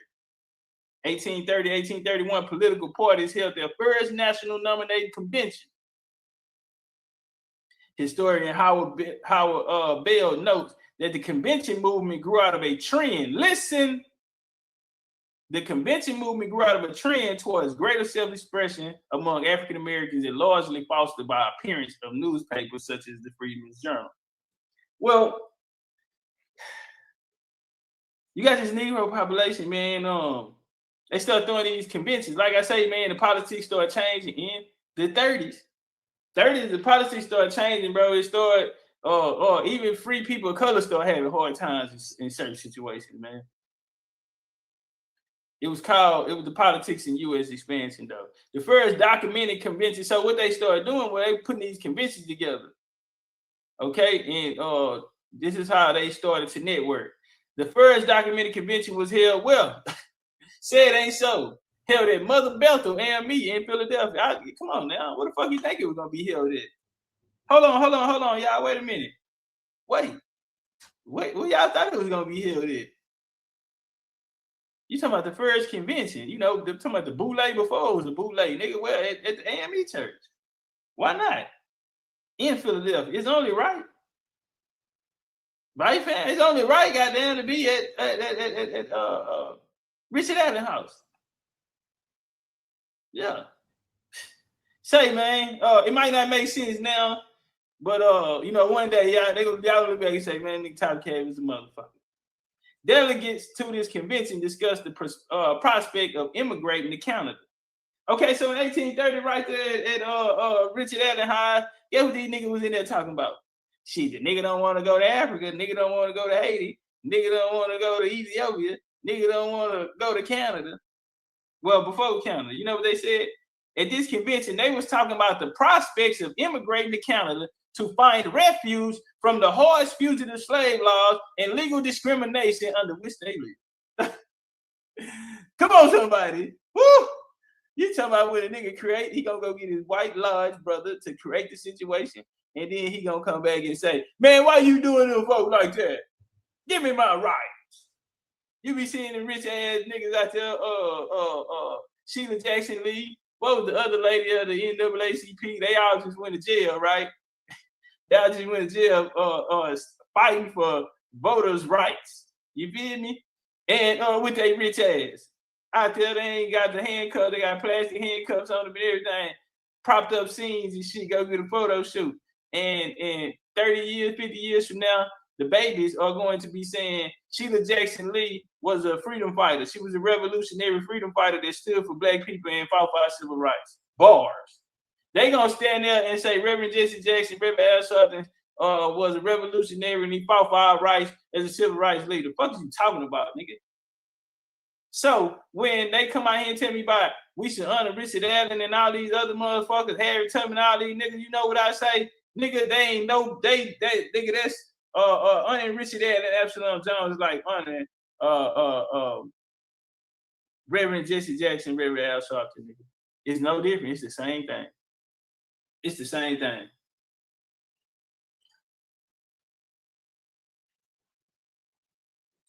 Say, man, These folks, if they meeting in this convention, they say, we're going to send these niggas somewhere. Understanding that these are the sons and daughters of the colonizers. Let's walk. The first convention elected as President Richard Allen. The first convention elected as President Richard Allen, founder of the African Methodist Episcopal AME, the first independent black denomination in the United States. The idea of buying land in Canada quickly gave way to addressing problems they faced at home, such as education and labor rights. And what now, education and labor rights, I want you to look from now, nigga, this 1830, they set down that motherfucker, nigga, is down there 2030, nigga, and they still around this hoe. Calling these same niggas sitting out here, now they sons and daughters and grandbabies are sitting around this hoe, talking about they fight for education and labor rights. And you still ain't got shit. This is a game. You Pan-African nigga, you are done. This shit is you done. Y'all gotta go somewhere with this shit.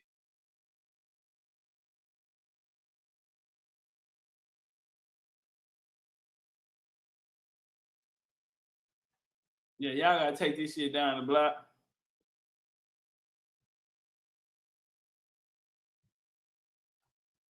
Oh, I know I didn't. I fucked my slide up, brother.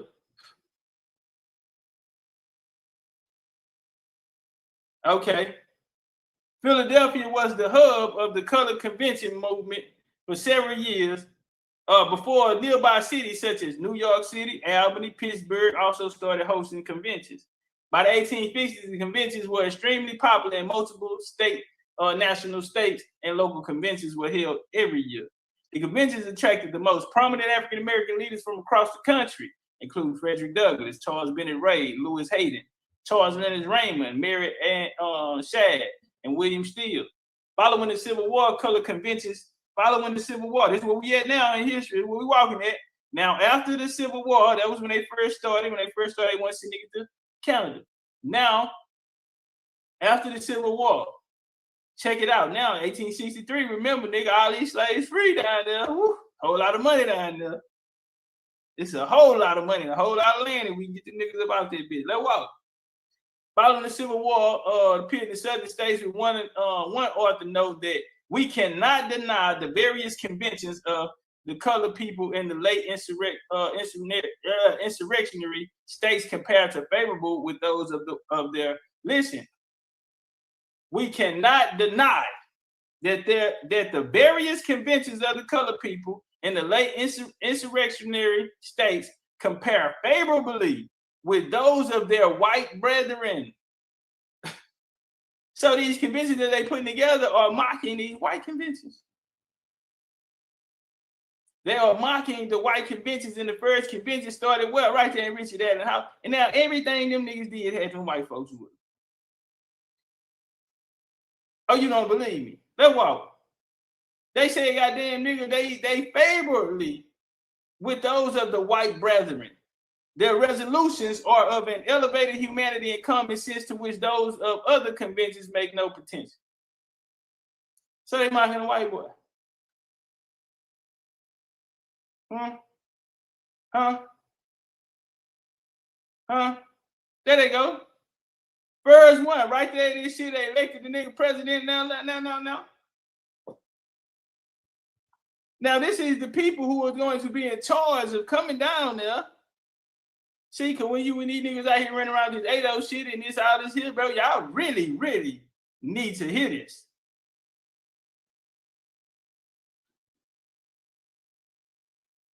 They're what, man? So when they got the Prince Hall Masonry Lodge, guess what? The success of later movement is owed largely to the generous aid and support given by the Society of Friends Quaker community in the city of Philadelphia. How did they get their lodge? Nigga, they got it through the help of them. They mocked the white boy.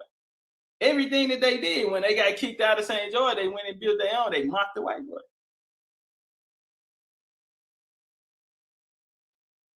Them niggas go.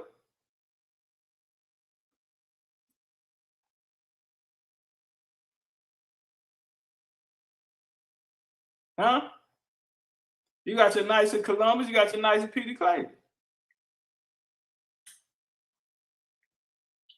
Everything they did, they mocked the white boy. It's not a mocking situation going on. This is how they sharing the power. You got to remember, in the Invisible the Invisible Empire that we just read, they came down and they wanted to come and govern over these Negroes in the South. That was they plan. Come down there and govern over these niggas in the South. Okay, who is that? Who is that? Maybe this one. Maybe you can see him on this one.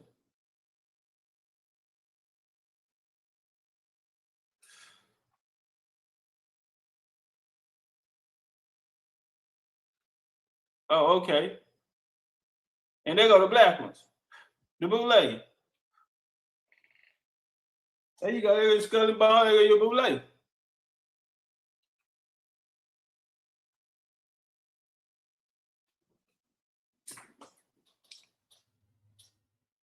The post-war conventions culminated with the 1869 National Convention of colored men in Washington, D.C. The convention delegates wrote a letter congratulating General Ulysses Grant for being elected president. So you got this colored convention, they write Ulysses Grant saying, man, congratulations, bro.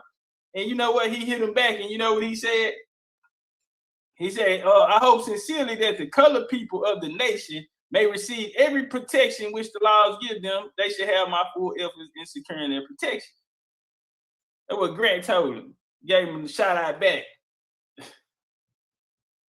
That part. Sigma Psi Phi. Yeah. Color convention shit. Now, through these color conventions, man, one of the things that they still organize, and you got to remember in 1830, what they was fighting for, education and labor rights. Education and labor rights. Keep that in mind. Education and labor rights. So after 63, when they come down there, guess what? They had already been formulating a play. So now they need to rush down there and get this body politic who right now don't have an agent. So you got to come down there and say, hey, man, what the fuck then went down here, all these people leaving? Where are they going? What is taking place?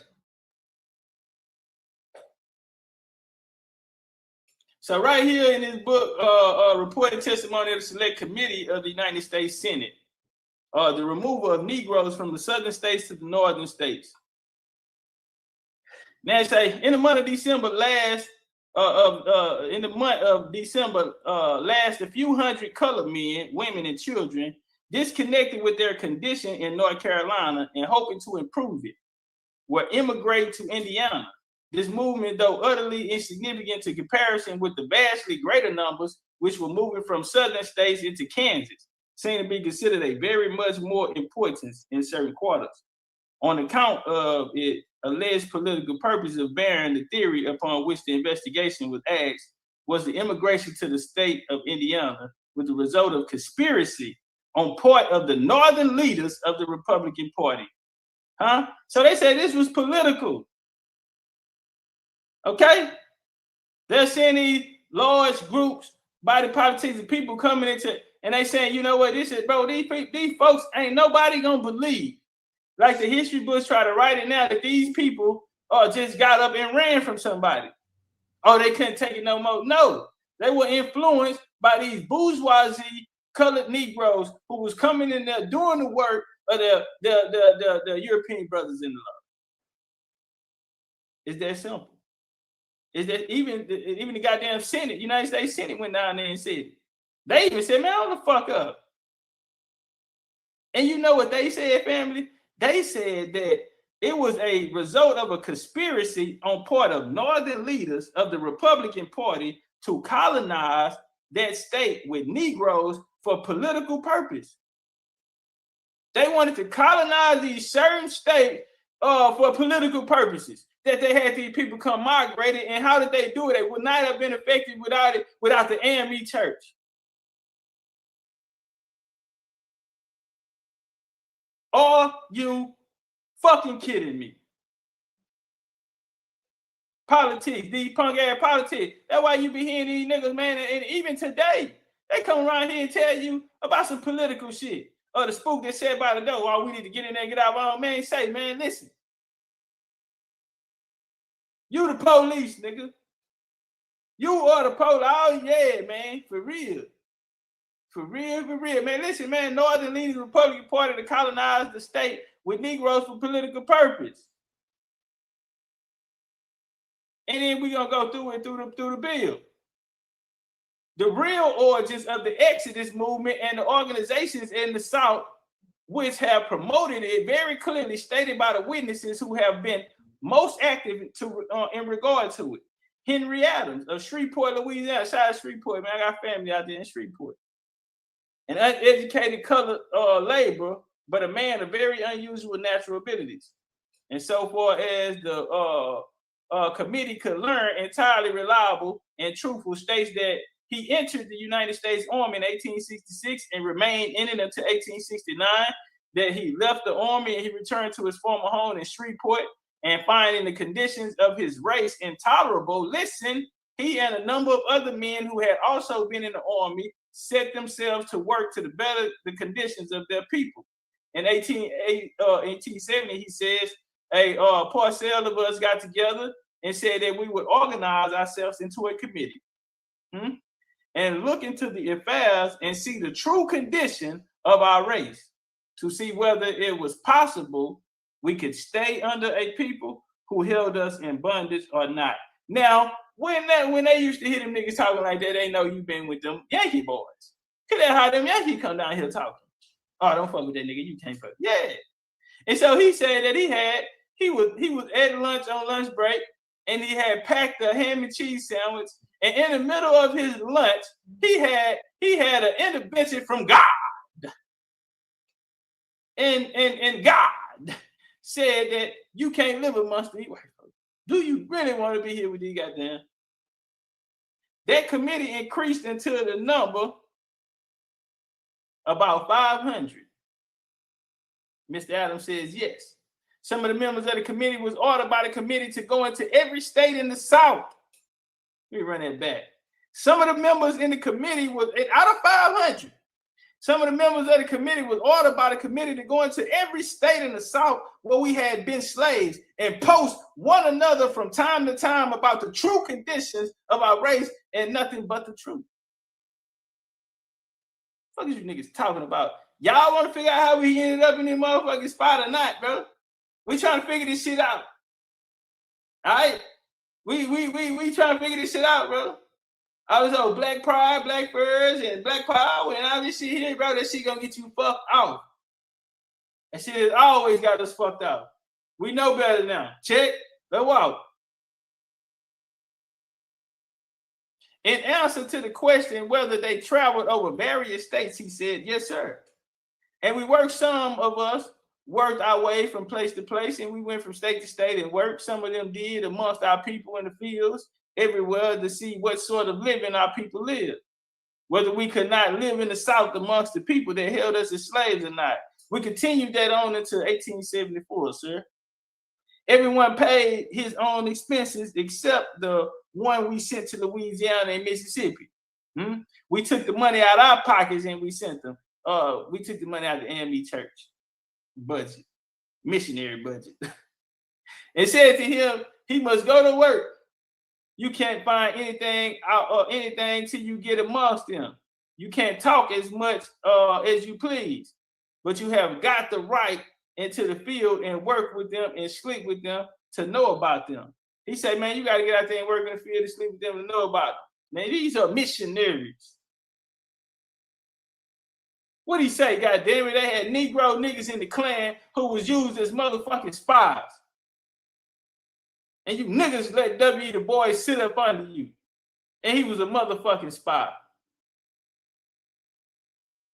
A fucking Marcus Garvey, a spy. You ain't even from America. Nigga, what the fuck is you doing? Nigga, you are an agent. What are you doing here? Talking about a liberation of a motherfucking black race, nigga. When all them black people in Jamaica, nigga, go liberate yourself. all the money and resources that your family raped and robbed out of that motherfucking island. You niggas ain't nothing but some sons and daughters of some colonizers. I'm gonna play that clip. Shout out to Ishmael, baby. He put me on this clip, and he probably didn't even know he did it. But I heard him, and I went back, and it was Dr. Clark speaking about Marcus Garvey. We'll get to that. Let's walk real quick. Marcus Garvey, and nigga said that nigga ain't nothing original about this boy. I don't know why y'all like him. Nah, but we gonna go through that though, man. Everybody know Marcus Garvey grew up rich. His family was rich. His uncle was very prominent. Everybody know this shit. You niggas running around. Oh, he was the best colonizer, wasn't he? I got you. So they say, man, everybody paid their own money, man. Do you remember any of these reports that you had got from members of your committee? He said, yes, sir. They said several parts that was that the land rent was still higher there and in that part of the country than it was where we first organized. That had owned them as slaves. And some of them was being cheated out of their crops just the same as they was there. And so these are the reports that they getting back. And he said, now let us understand more distinctly before we go any further the kind of people who compose that association, the committee. As I understand, you was composed entirely of laboring people. So you got this nigga here, he'll feel labor, but he over these other niggas, right? Why? You heard what he said, you got to be out there working in the field with these niggas, or they ain't gonna respect you like that, bro. You got to know what you know what I mean, to understand them. At that first in the 30s, man, they kind of, what was they over, bro? Labor. What the fucking slave, nigga? You got this slave out there. You gotta understand these nigga family had mastered this skill. They are the ones who put these people in these servitude positions. Oh yeah, nigga, goddamn right. Nigga, I'm trying to get to that labor, Jack. Fuck what you talking about? I'm finna get to that labor and control it, nigga. These niggas gonna work for what I tell them to work for, nigga. Period. I'm gonna control the system and blame it on the white boy. And I'm just gonna give him kickback on it. We working together. Let's walk. And he say, oh, yes, sir. He say, so you was composed entirely of laboring people. He said, yes, sir. So a lot of these body politics that was leaving out, a lot of them was just leaving for labor reasons. What we have to understand, when they came down there to come colonize, these labor conventions and these color conventions they were having amongst each other to figure out a way that they could create a network in these different places to control the labor of these new free slaves in 1763. Everybody free now. Ain't no labor down there now. Ain't no free labor down there. So these people came down to control the labor market. They got them out of their houses, and guess what they did? Family, they telling, look right here, when you telling nigga, damn, they say that the rent was cheap, but then you got some boys that's already out there. They write back saying, damn, nigga, rent out here higher than the motherfucker too. And so you just took them from a place, bro, from their home, took them somewhere else, and now you're forcing them into this system where they have to labor in order to goddamn survive. Man, you gotta understand how deep this was. These niggas is organizing this shit. We ain't got time to go through everything, bro. Let's walk. Proceeding Southern what else from there? Columbia, South Carolina. A resolution inviting Jazz Tap and Turner to address the convention was adopted. So this was a convention that took place, Alabama, 1873. Mr. Turner of Georgia presented a letter from Dr. R.J. Cromwell, the delegate from the state of Louisiana, and requested that it should be read to the convention. So they're going to read the letter to the convention. The communication was read and referred to the Committee of Communications and Resolutions, New Orleans, October 15, 1871, to the president and members of the Southern States Convention. That wow, man, it's the Southern States Convention. Down south, man, boule shit for the boule. There was so much going on that I went off and I left it. When I came back, we were still going on. Part of it was, oh damn, bro, this my bad, it's wrong. It's wrong goddamn area. Okay, okay, he say, so parallel to say we're organized, okay. All right. Now, the election of at least half of the members of Congress under southern states should be our race. Okay? The election of Congress.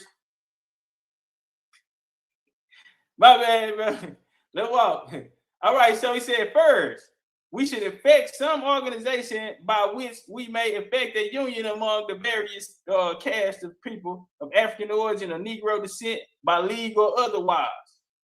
Now, remember with that African, these abolitionists, a lot of them was coming out of these Huguenot fractions, coming out of these Quaker fractions, the German, which will take you back to these Huguenots. A lot of these places went there, let's say like Switzerland was what they now call, was part of Germany back then. You know what I mean? These different type of things. You know, these were lands where these cryptos, the Huguenots were expelled from. Well, these are the people that took it in the West Africa. When you see this African label, understand that this is who bringing it. We see that through colonization, through the companies as well, that wears the name. Let's walk. We know which is coming from Africa, which is coming out of North Africa, man. Shout out to the Moors, goddamn, which are African.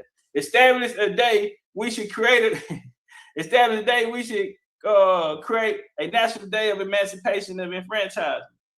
I would recommend the organization of Negro Republican political clubs throughout the southern states. Instead of the Republican Party come upon a platform, we advance from equality before the law, equality privilege, public privileges, that is, the free exercise of rights of a citizen upon common carriers and national highways, steamboats, ships, high seas, railroads, receive their charters aid from the United States government. Let's walk. And so the Negro Labor Convention met yesterday. But yeah, I can get on my head. Let me just get out of that block. All right. So they met. That was in Alabama right there.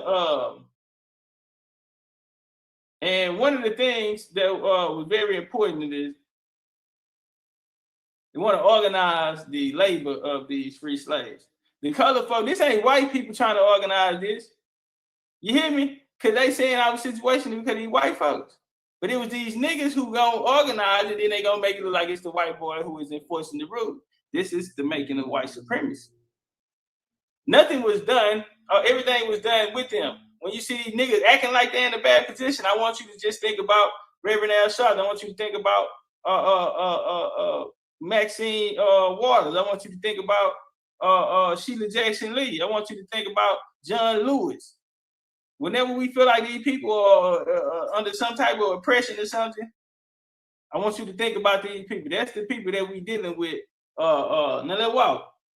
Now they said that we understand the question of future wages was discussed, and that the conclusion reached was that field hands should demand $1 per day.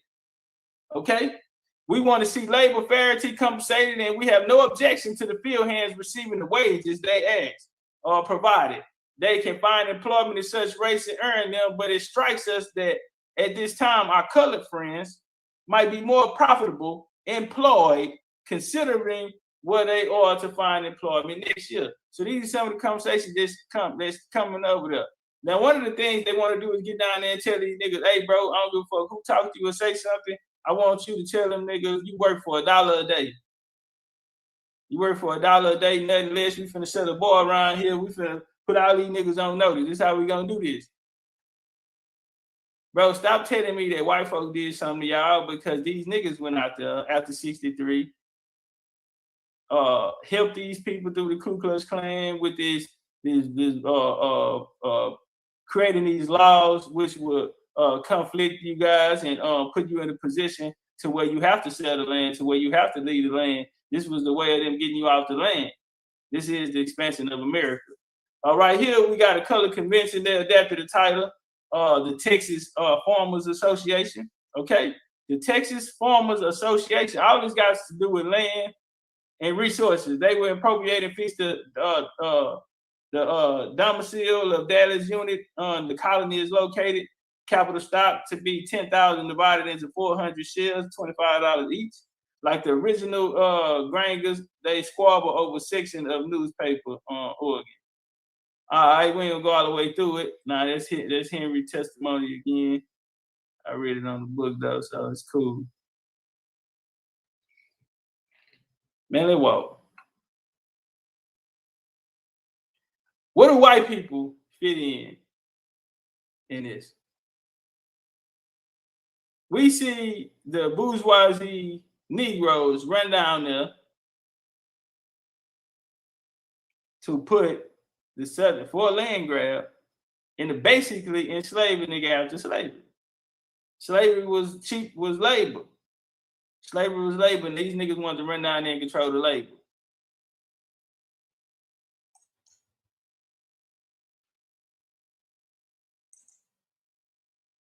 Have been coming to Florida and part of Florida since it was known to exist in Europe. Ponce de Leon had free black sailors and soldiers with him. There were probably black soldiers with, or sailors at least, with Pedro Menendez. We know that immediately he rescued a lot of the captives from shipwrecks, particularly in South Florida, and among them were a number of African heritage or mixed blood mulatto people. And they had been here even before Menendez. And it's sort of interesting to think about the capture of all of these shipwreck victims over the years before Florida was settled, because not all of the first slaves here were black. Most of them, in fact, were white, but they were slaves of the Calusa and the Timucua. Okay. What's a white boy? A slave? So, as we see his progression in America, his you got to remember he arrived here before the colonizer. A lot of them shipwrecked slaves when the colonizers got here. They were forced to rescue these people. Well, so we see the condition he come over here. He come to America as a slave, making the white supremacy, man. Y'all rocking with Chief today, man. I hope y'all on that like button, goddamn. I hope y'all jumped in their goddamn cash app, goddamn. This is pay-per-view material. The concept of organized immigration, okay? Notice I said organized immigration. All right? Because these people are immigrating. Right now, we see Haiti. You see Haiti down there, Texas at the border. You got the Mexicans. You got South Americans. Body signed the bill then. Now you got the Afghans. You see this mass immigration. That's something else that we can talk. We can really, really build on, man. If y'all familiar with the Open Borders Society. Open Borders Society, man. How to overthrow a government, man. I look back at what happened at London. Then you got the Brexit and all this type of shit. Now they ain't even a part of the UK no more.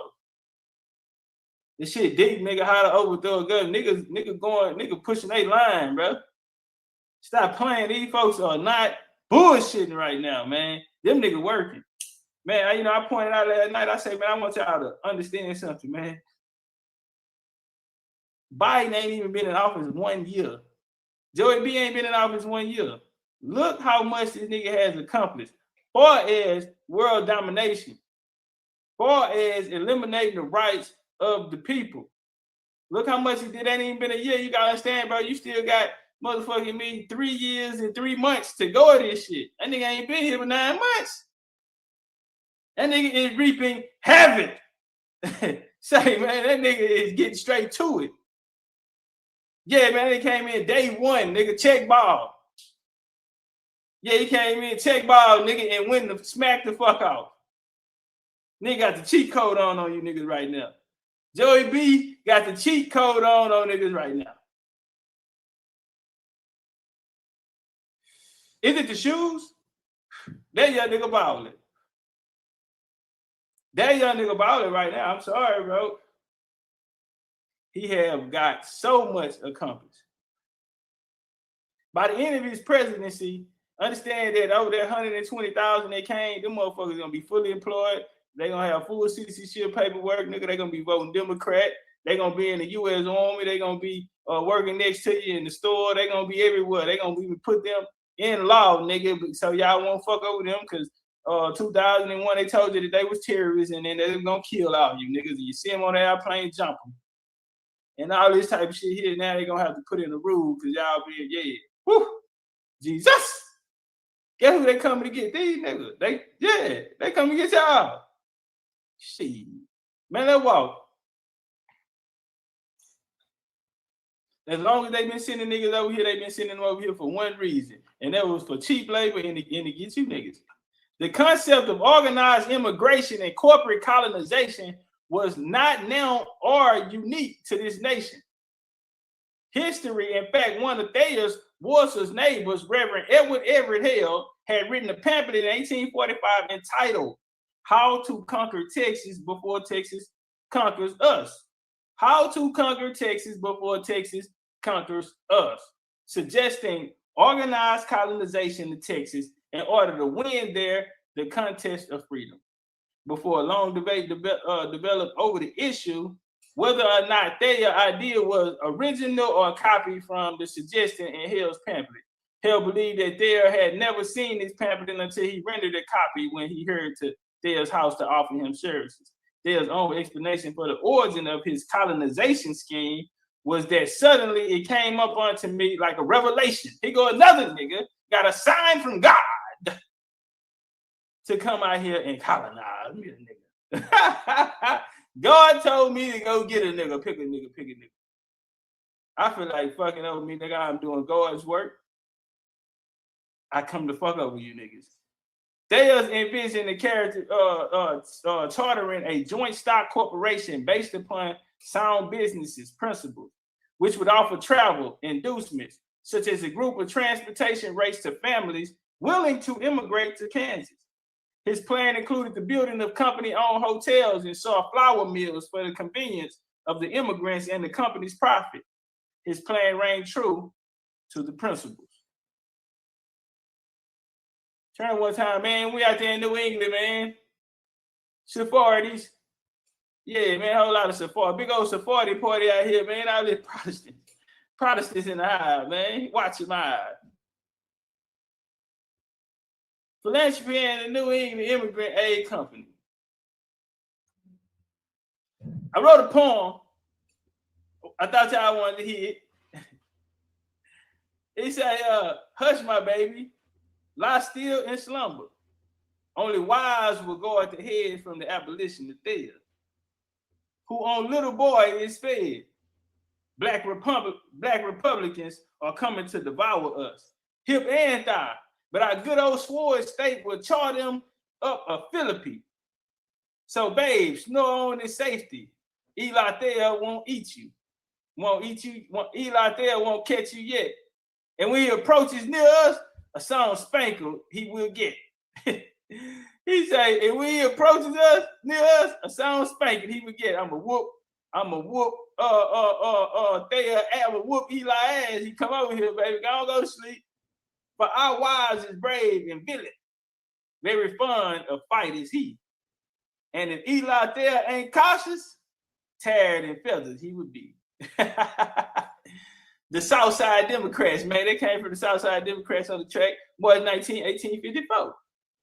Yeah, nigga dropped the track on that nigga ass, man, the diss track. The nigga said we would ride on our enemies. Say, man, the Immigrant Aid Company was founded in 1854, recognized in 1855 under the new charter, and took its final form as the New England Immigrant Aid Company. Its activities from November 1854 until March 1855 will confirm the reorganization and making plans for spring season. The Missouri River was closed to navigation during the coldest months in the winter seasons, was in any case unfavorable for time introducing immigrants to Kansas. The New England Immigrant Aid Company first regular spring party left Boston on March 13th, 1855. It's said to have had 200, but the names of only 106 have been found. The second party, starting a week later, consisted of about 170 people. And so now you got the New Englanders jumping in there. Remember in 1830, when they started off in Philadelphia, and then they soon started branching off into New York and into New England. Or these color conventions, man. Color conventions. And now you have the New England Immigrant Aid Company, right? And they're talking about the concept of organized immigration. Fuck out of here, niggas. That's the Quaker boy fucking with the niggas. The Homestead, hold on, man. That walk. Yeah, there's some Quaker boys over there fucking with them niggas, man. Hey, y'all get the lights up, get the lights up. We had a motley array of neighbors. On one side, a German who could scarce speak English, married to a Bohemian who could speak little English and no German. Okay. So I thought we got our language from YT people. YT people can't speak English. We got a problem. We Houston, we have a problem. What's that, Chief? When white folk got here, white folk couldn't speak English. Yeah. Say, man, everything they told you was a lie. Man, this is from 2021. That's 5 years ago. That's 5 years ago, man. And I've been saying, hey, bro, the nigga just ahead of his time. The information to catch up later on. Niggas to catch on. Because at the time, I was speaking Chinese to them niggas. But white folks ain't speak English, man. They just told you. On another side, a family of Swedes fresh from the old country. On an adjoining farm, a Scotsman with a Missouri wife. Nearby, a family from Iowa, another family from Illinois. And all of these, listen, if they don't speak English, then where did they get the names? Look at these people. They said, man, that's Mr. Johnson, that's Mr. Thornton, that's Brother Campbell, that's Mr. Thomas, that's Mr. Williams in the back. These folks ain't come here with these names. They didn't even come here with this language. So through the Homestead and through these different societies, like we just brought up one, that was just one. Like we could have went crazy. I just ain't want to have y'all here all day. But this is just how far ahead of the game. And then not only that, but one of the things that I said, okay, this is gonna be my job. I got to do my own lane because there's no history of the 1800s.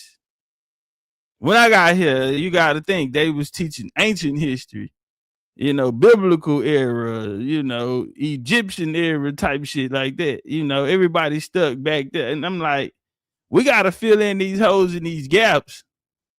Especially with like the 1800, because if we're gonna talk about when the great switch happened, then we have to talk about this is the meat and potatoes. This is us getting in the trenches with it. This is what happened.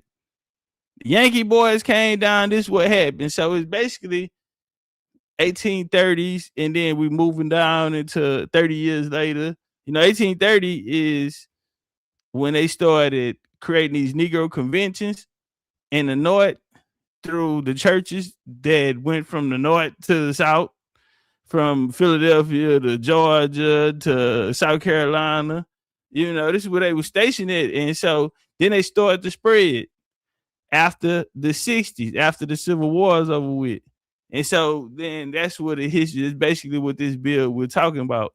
And we're talking about the politics for as the Democrats at the time, because coming down into the South, it was all Republican. So they had no way that they could compete with these Indians down here. Indians created the Republican.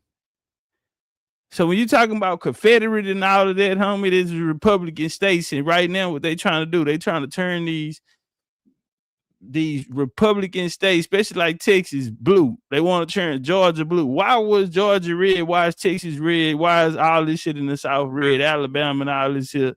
And they saying you'll never turn them and all that.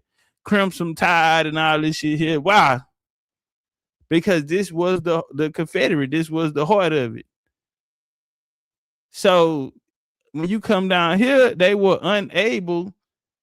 Yeah, they brought their population down here, but we had the largest population in North America, period. Still do.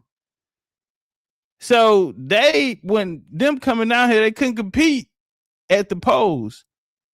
So they brought in immigration. They wanted to move niggas out of the South and replace them with the new implants who was from another country. YT people. This is when they come in the story. Before then, shut the fuck up, nigga. You ain't got nothing to do with what's going on here. All right, nigga, you brought here for an implant. And that's why that birthright citizenship conversation on the 14th Amendment right now, and Congress is being held, and they really don't want to get all of the facts out because white folks came here and tried to get under the 14th Amendment, and that was only for American Indians. Non-reservational Indians or Indians not taxed, those who lived outside of the jurisdiction of the United States. Because at the time they had some tribes that did sign treaties with them and come to the United States jurisdiction. But you had tribes that didn't, and they'd be notably known as savages or Indians not taxed. Because you couldn't tax them niggas because they were in their own government. What government was that? What we learned to be the Confederate. The Republican, nigga, they had their own politics. So this is how they're going to come down and break it up. And it's going to be immigration. Same thing they doing to us now. See, when they brought over the black immigration and put it in and then put us under this one political construct of black, and niggas still want to hold on to it today, fighting for their dear lives and want to delineate for some shit that was meant to put you together. My thing is get out of the box. Get out the box and burn that bitch down. You want to sit in the box. You want to fight a nigga in the phone booth. I'm like, finesse. Fa. Nigga, you want to get in here, you hitting hard, we fighting the phone. Fa. Nah, but on some real shit. But the same play is what they doing now. This just like the same mistakes they made in the Vietnam War. They're making them over in the little situation they got going on right now. It's the same playbook politically that allows Cam and Jasmine and all these Democrats. They're running off the same program, bro. They're not even upgrading or updating. They're behind. We had metal, all these type of things here. They took out from Detroit and all of these places where they built cars, they built out industrial systems here. They moved out of here and went and got it at cheap labor overseas. All they did was took it away from us, and that's how our sanctuaries or our homes or the places where we were heavily populated, it took the economics out of it. But they moved it overseas. And just to take away our economic power, but we still are worth trillions of dollars. We will be multi-trillions. If they hadn't done that. Okay, they took that out along with the skills and things of this here nature. It was directly done. But these are black politicians. Can you amen? These black politicians. And nigga want to blame the white man and man, nigga, that nigga signed your check. If you was that mad at him, yeah, you wouldn't be goddamn, you around this nigga every day. And y'all ain't had one fight. So I don't want to hear a motherfucking thing. And you cashed that check and you took that check to the bank. I don't want to hear shit from you, nigga. I'm gonna go in your mouth. You better shut up, nigga, before I put this switchblade on your bitch ass. I don't want to hear nothing from you. Yeah, because everything that's been done got something, you an accessory to it. Fuck you, nigga. Run it. What we doing? But I'm saying it's the same play now. And, it's how America finds itself in the situation. They took the niggas out the war. We don't even want to fight in the goddamn wars no more. We done won every war, ain't got a motherfucking thing for it. We got niggas who come here, couldn't even speak English, and now today they're descendants of the president. Huh? What we doing, fam? And we got to ride because a nigga black, same color, even though they coming from somewhere else with a mindset that don't match ours.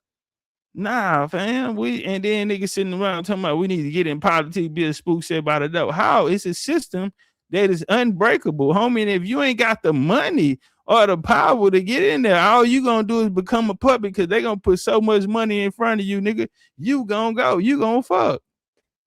Yeah, you all at the orgy party and everything, nigga. Yeah, you all at the orgy party, nigga, with the masquerade mask on, nigga. Yeah, nigga, in the 65-year-old white man in the wheelchair following behind you. Y'all on the way to the back.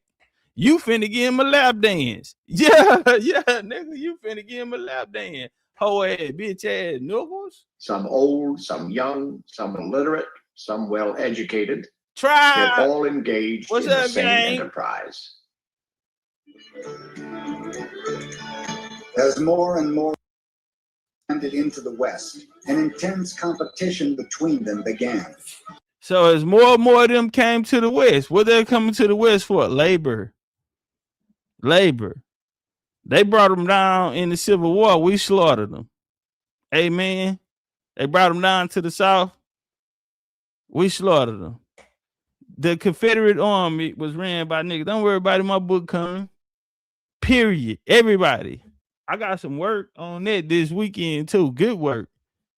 So, yeah, I had to go see it for myself. Good work. But what did they go for? And who were they competing with? Because they went there to compete. So who were they competing with? You.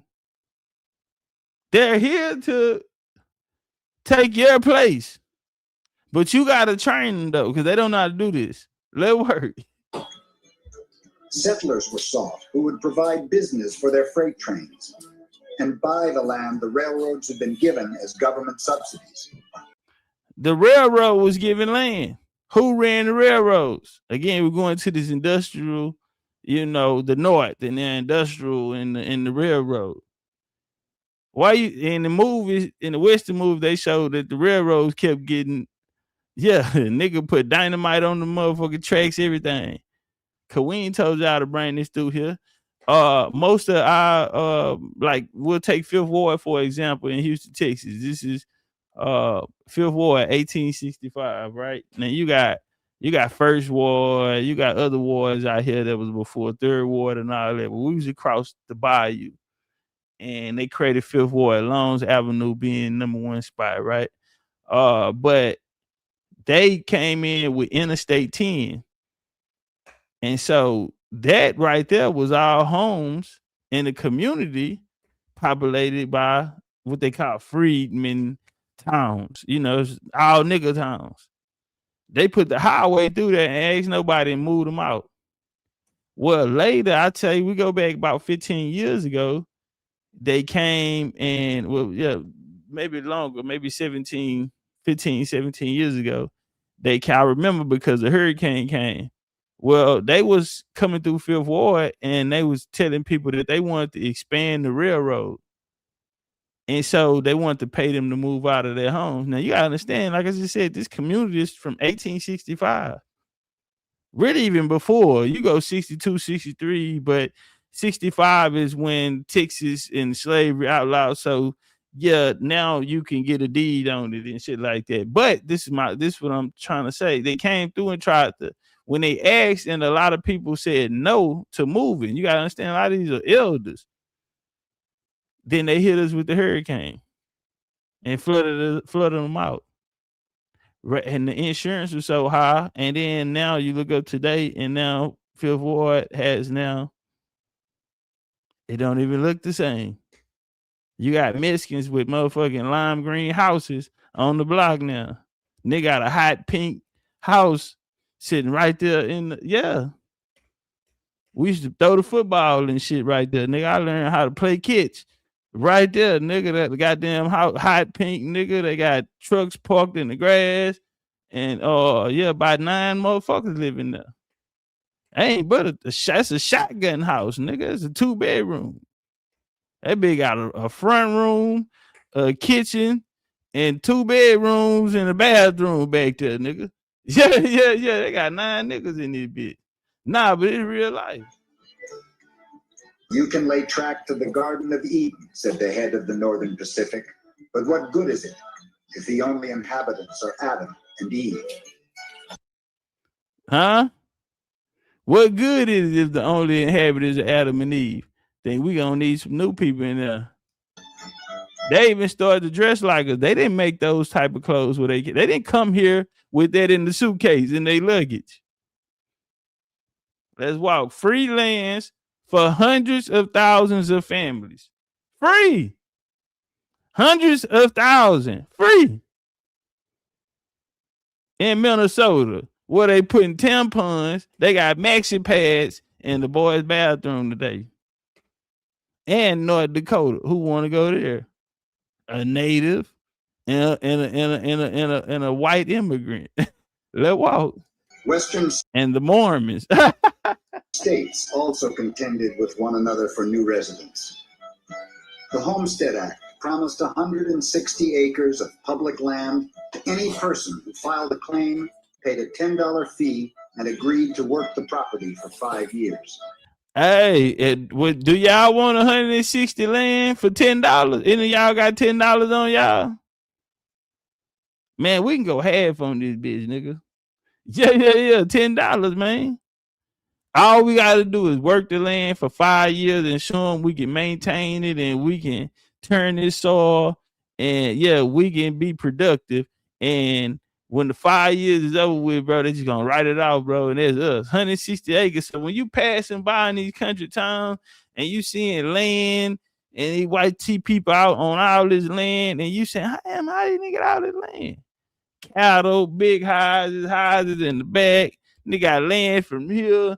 I've been driving 5 miles. And this all his shit. You wonder how he got that shit costed $10. And it was all free. Because you pay the $10 and give you $10 back after 5 years. Come on, man. This how it worked. So when Martin Luther King said they tell us to pull ourselves up by our bootstraps when they gave out millions of acres of land here, but then they turn around to the American Negro and tell him pull himself up by the bootstraps. Nigga, we on the way to Washington, bitch, and we need that check. This is what he telling me, because this is what they know happened. But see, Black history only teach you about when white folks first started the first Thurgood Marshall, and he said he was taking dick. You know, all these niggas taking dick, all these high profile bootleg niggas. Nigga know you gotta go in there and get spanked. Yeah, you know, you gotta toot that ass up, nigga, and let a nigga put that wood on you. Yeah, that wood that from the cherry tree, nigga, George Washington chopped down, nigga. Yeah, nigga, this paddle is made out of the wood of the cherry tree George Washington. Yeah, nigga, and they putting it right across your ass, nigga. Yeah, for initiation. Ain't that nigga gotta spank you for you to get in here? In the 1870s, Kansas grew by more than 500,000 people. Kansas grew by more than 500,000 people. Now, remember, they got the colonies in Kansas, so we getting back to what we were talking about. Nebraska's population quadrupled. 200 Scottish families settled on the Kansas-Nebraska border. These YT people, and they ain't look what they got on. Them niggas dressed like Native Americans. Boy, you can't even tell the difference, can you? Them niggas is throw some shit on, nigga. Let me see if I got something in here you can put on. Yeah, let me go back. Everything too big for them. Them ain't your clothes, nigga. You need to take this picture so this Mr. Roberts can get over to the next town. Yeah, we just need a picture. Y'all ain't got no clothes in there that they can put on. Everything too big. What is going on? Nigga, they were tailor-made back then. Everything was tailored. You go to the tailor shop. Everything too big. They had to fold her shit just to get it on there. This nigga shirt hanging out like nigga pants pulled all the way up over his motherfucking neighbor on his abs. Yeah, just to get them on, man. But them niggas living rough. Them niggas out there dressed like natives. The Hebrew Immigrant Aid Society lured Jews from Eastern Europe to Oregon, Colorado, Kansas, the Dakotas. German, Russian Mennonites, Swedish, Dutch, French, both. Now notice all of them, German, French, Swedes. Now, 100 years before that, the increase of mankind, Benjamin Franklin spoke of all of these same European nations being melanated, coming here for immigration. But 100 years later, they look like this. So who are these people? And they don't speak English. They already told they don't speak English. So get that out your mind. They don't speak English, so they do not have English, what they would call today English last name. Which means they wouldn't have the same last names as us, which means we did not get our names from white people. Sorry, but that's not what happened. We get into the facts today. Bohemian, Irish, and Norwegian families were soon scattered across the plains.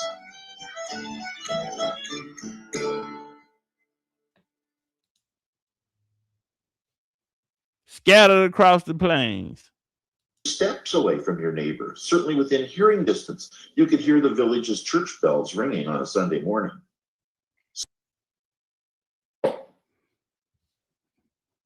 Let's walk. Let's walk. Hey, get my lights up. From 62 to 1896, the United States government ran a Homestead program that gave 2,992,058 white settlers and European immigrants, both documented and undocumented, a minimum of 160 acres of land from the Mississippi River to the west coast of America, including the Alaskan territory, authorized by the Homestead Act. This land giveaway program ended for all participating states in 76 and ended for land awards in 86.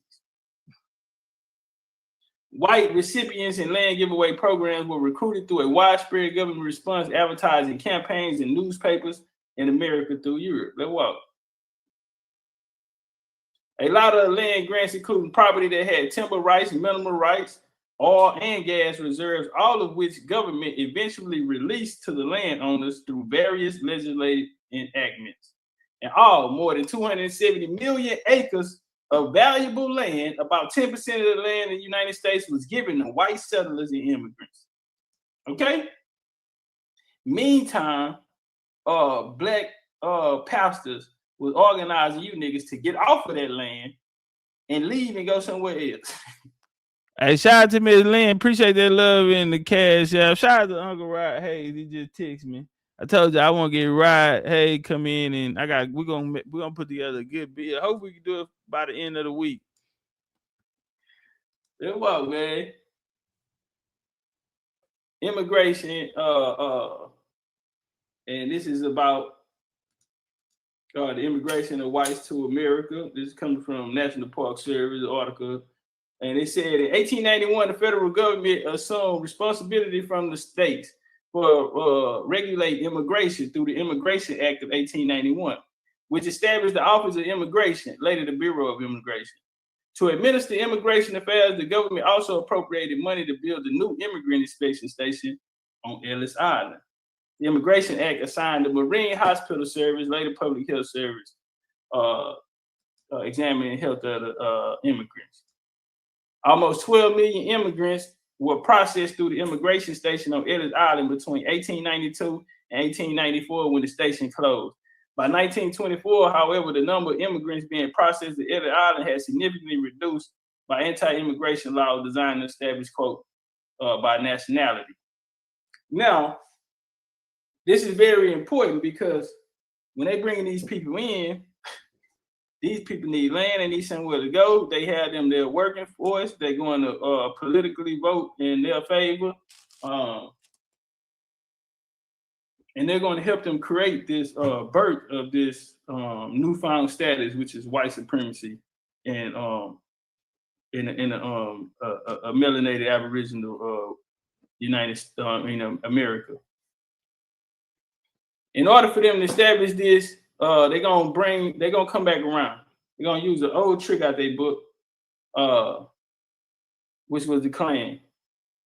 It's gonna jump off by a film broadcast at the White House called The Birth of a Nation. History is usually written by the winners, but that wasn't the case with The Birth of a Nation, released February 8, 1915.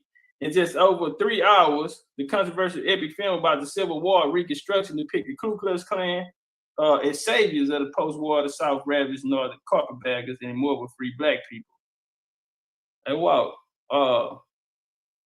same game, it's the right same here game. through the AP documents, land taken from blacks through trickery, violence, and murder. And so right here we're gonna explore. We know we got these are the red shirts, white supremacist organization that also came after the Civil War. An 18-month investigation, right? The Associated Press, they did an investigation, man, 18-month investigation. They documented a pattern in which Black Americans were cheated out of their land and driven from it through intimidation, violence, and even murder. In some cases, government officials approved the land taken. In some cases, government officials approved the land taken. In some cases, family, the government officials approved the land taken. And others, they took part in them. What are you talking about? And others, they took part in them. Work, Chief.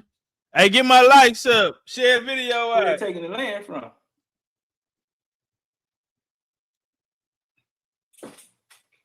The earliest occurred before the Civil War. Others are being litigated today. Some of the land taken from black families has become country clubs. Run it back. Some of the land that's taken has become country clubs in Virginia. All fields in Mississippi. They out there golfing. You pass by them country club, they out there golfing on your shit. Why you be thinking all the mounds and shit out there? Pretty land and pretty water, how the sun hit that water. Yeah. Mar-a-Lago, Trump and them out there sitting on Indian land. Disney World built on Indian land. Beautiful Orlando. Shout out to the Eugenia. Shout out to the Timberquin. Shout out to all of them out there, man. Yeah, that was the home where the players roam, man. Now all these YT people, you going out there, they driving golf cart. Nigga land so big, you need a golf cart. You need a vehicle to transport you across there, because that's too far to walk. And where they got it from? That was our land. And the government allowed it to be taken. So in the 80s, when they came out and said, hey, millions of acres were stolen by us from the help of the United States, the agriculture, and the USDA. These people, along with philanthropy and elitist money,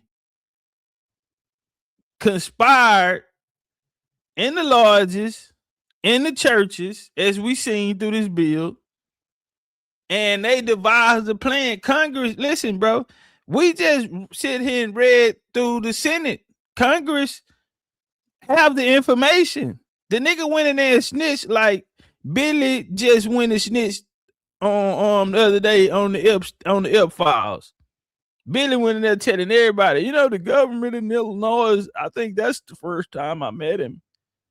We were at a big orgy together and bumped into him. I was going to get ice from a cognac and I sent him across the room. Introduced me to a guy. I never knew this guy was a devil. But yeah, I think that was his lawyer say, come on, shut the fuck up, nigga. You know that nigga still governor today. You trying to get a nigga fired? You gonna make somebody do something to you. You need to chill. You need another Xanax because you need to relax. You nervous. Major League Baseball. Do you need another football, sir? Yeah, you need to relax. He said, give me half. Give me that other half. It's in the left pocket. Yeah, reach right there in the left pocket of that suitcase. Give me that other half.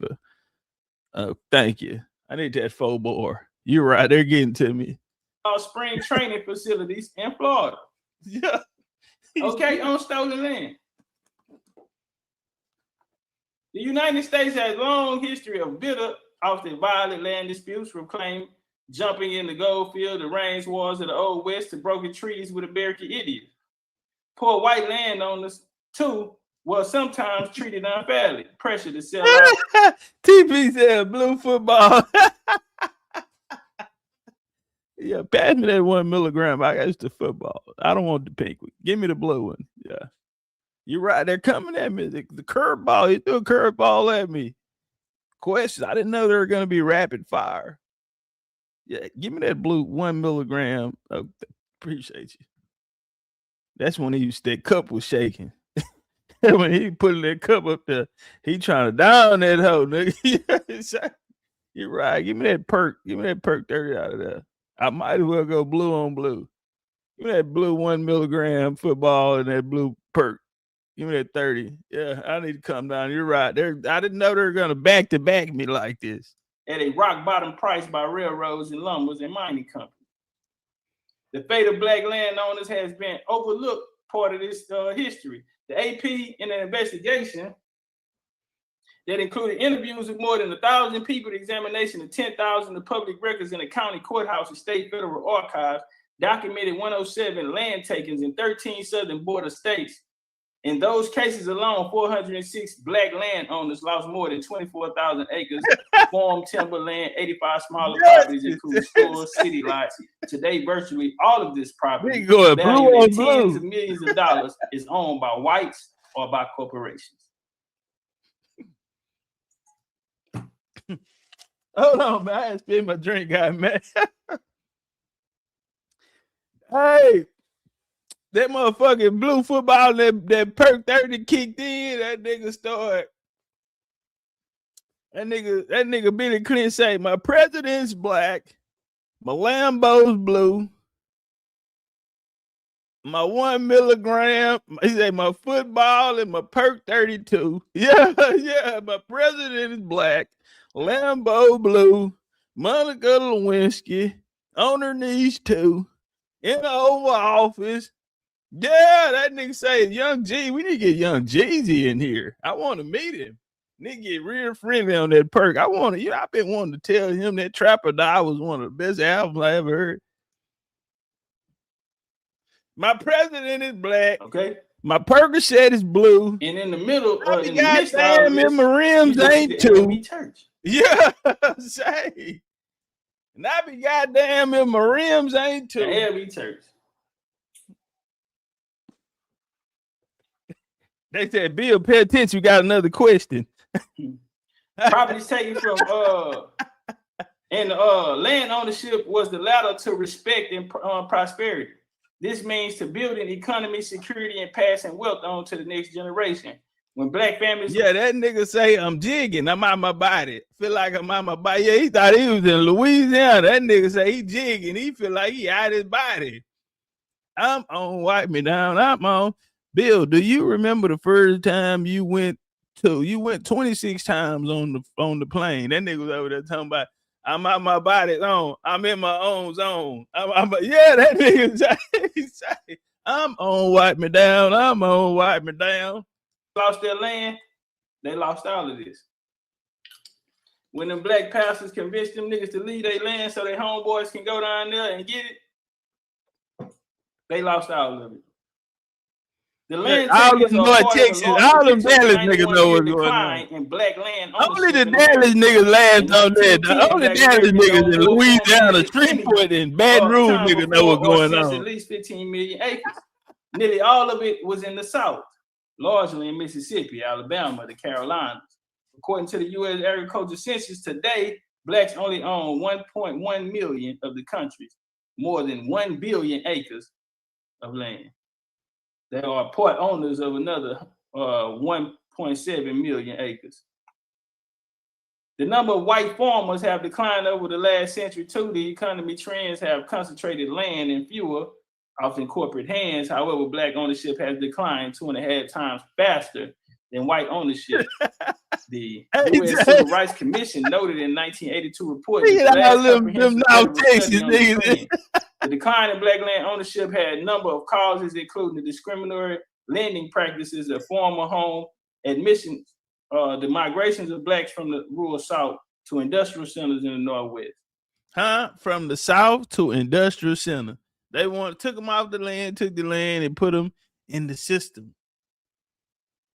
That nigga AJ got his taxes. He don't need $1 no more. That nigga say, Bill say, shoulders, chest, pants, shoes. Shoulder, chest, Pan, I'm on white me down. I'm on white me down. Okay, Yeah. they said the decline in black land ownership Bitch, had a number of up. causes, Do including the stanky leg. practices Do the stanky leg. administration and the migration of blacks from the rural Bitch, South I'm to wide industrial up. Do the stanky North leg. and West. Do the stanky leg. Right here, man, it's an article, man. In 1912, the Georgia County drove out every black resident. 1912. Between the 1860s and the 1920s, white Americans pushed out thousands of black residents from their community. The northern county, of course, one of Georgia's 10 most populous, leans heavily white and conservative. Its demographics are shaped by an event that happened in 1912. When white people forced out all 1,100 black residents. 1912. The explosion wasn't bizarre. 1860s, 1920s, white Americans drove thousands of black residents from their community. Since then, many of these communities have remained almost exclusively white. Okay? Since then, and it takes me back when my old man told me, he said, man, most of these areas he go in, he see white people.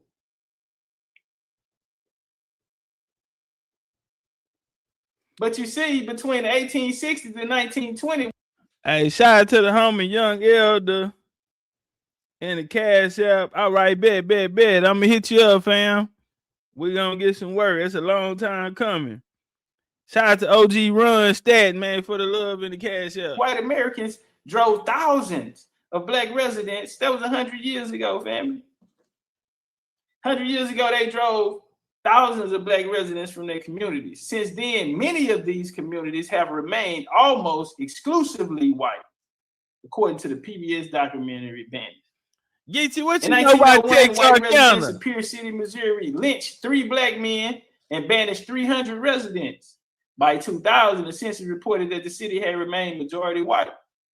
Out of a population of 1,385, only 0.22%, i.e. 3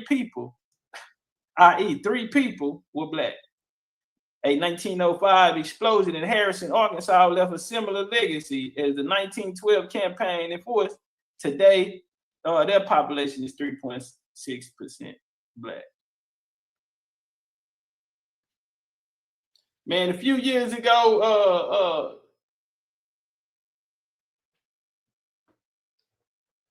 so this right here is a story, man. It happened in Abbeville, South Carolina, man. And this is an example of a land grab.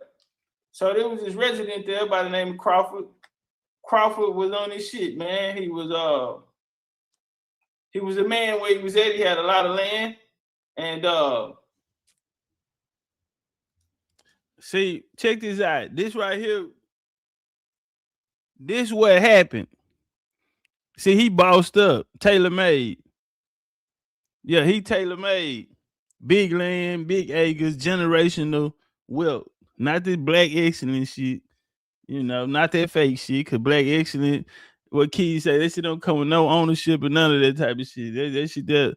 Yeah, Puffy and them get to do the black excellence. These niggas who get put in place with handlers and fucking white boys and shit like that. That's, that type of shit. Take that.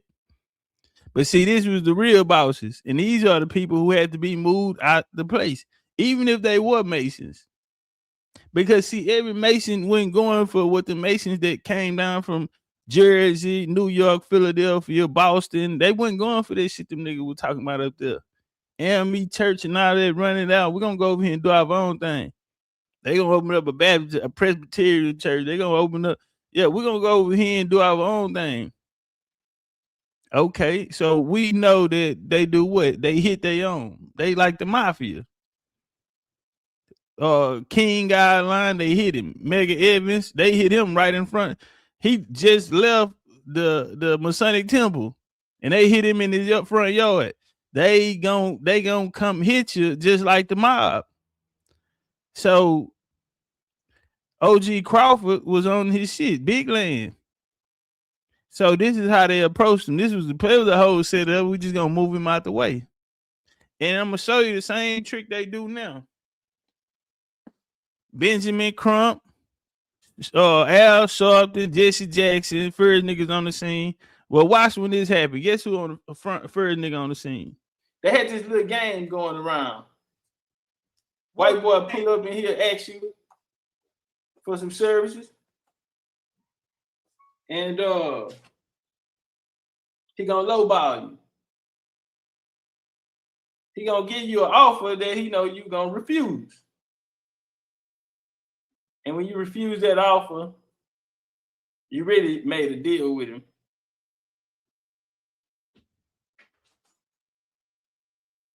And man, they ended up taking this man's life. And not only that, they ended up taking his property.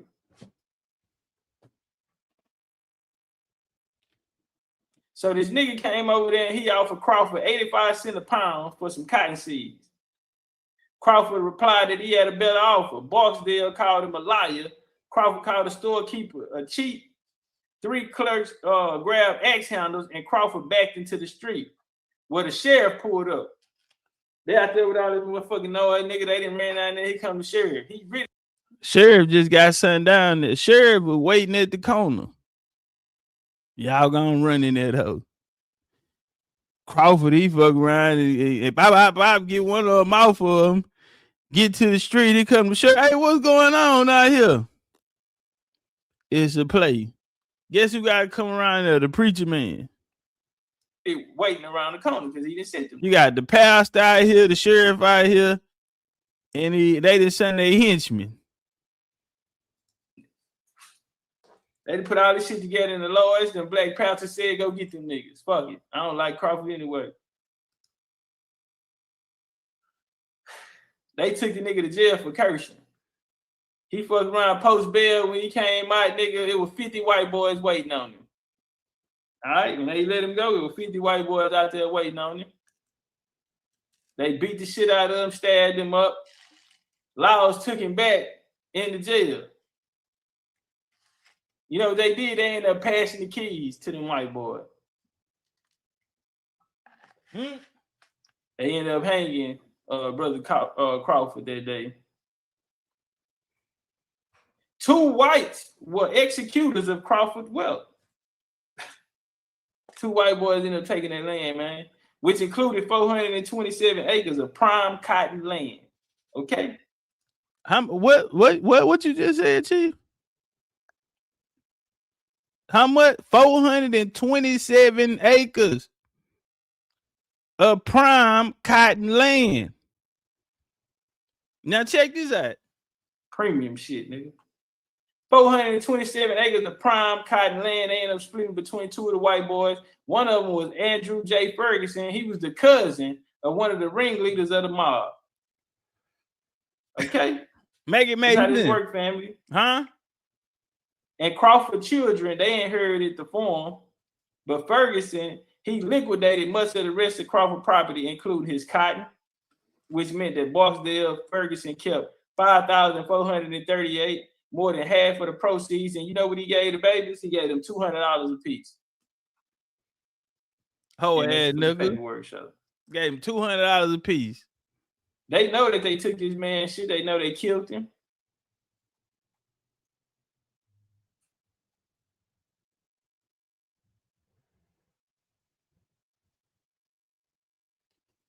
AP reporters have tracked the land cases by reviewing deeds, mortgages, tax records, estate papers, court proceedings, oil leases, Freedmen's Bureaus, archives.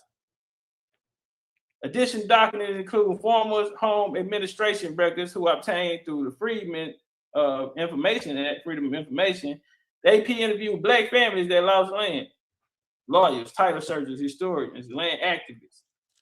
AP talked to current owners of the land, nearly all of whom acquired it years after the land taken occurred. Most said that they knew little about the history of their land.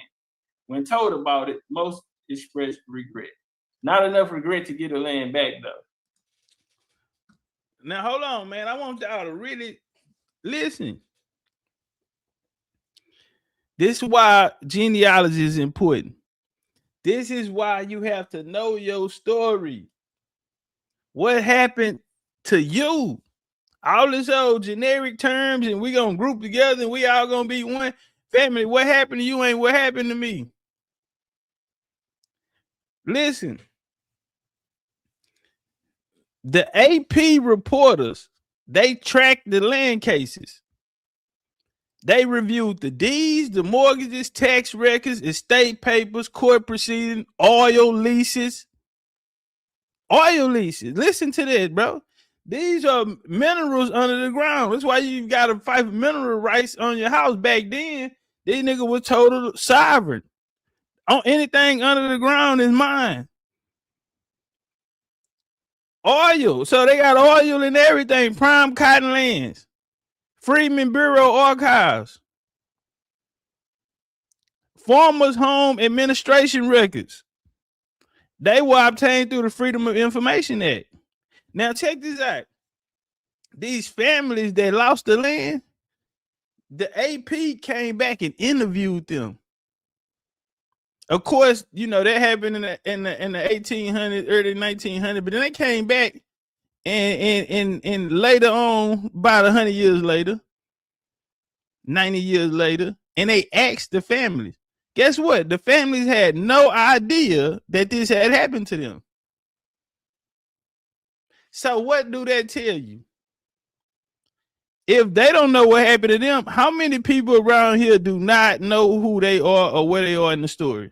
How many people have not done the work to go back and research their family heritage, instead of us picking up these doctrines that got you changing your last name when your inheritance is your last name? It's the whole reason why they told you got your name from a slave master, so you didn't want it. Malcolm Little became Malcolm X, but it takes away your whole inheritance. You can't even follow your line. They don't want you to follow it because you'll find out that your family owned 425 acres of prime cotton land with oil under the motherfucker. And they hung them for the land and two white boys split it. These are the things that go unnoticed when we out here following these doctrines that have no interest, that do not serve our best interest. We completely lose who we are because we are disattached. Now we over here in Africa talking about going to go buy land in Africa, do business in that. Man, fuck that, nigga. Yeah, 500 acres, nigga. That's generational wealth. They out here fighting over oil right now. They would be buying oil. Nigga, Oklahoma was one of the most shots of urban. Urban brought this up too. Oklahoma had more oil than almost anybody in the world. The Saudis, all that shit, they couldn't fuck with us with the oil. We got so much oil and gas under the land here. Prime real estate, homie. To the fact that they came back and asked that the AP interviewed black families that lost land, as well as lawyers, title searchers, historians, land activists, and public officials.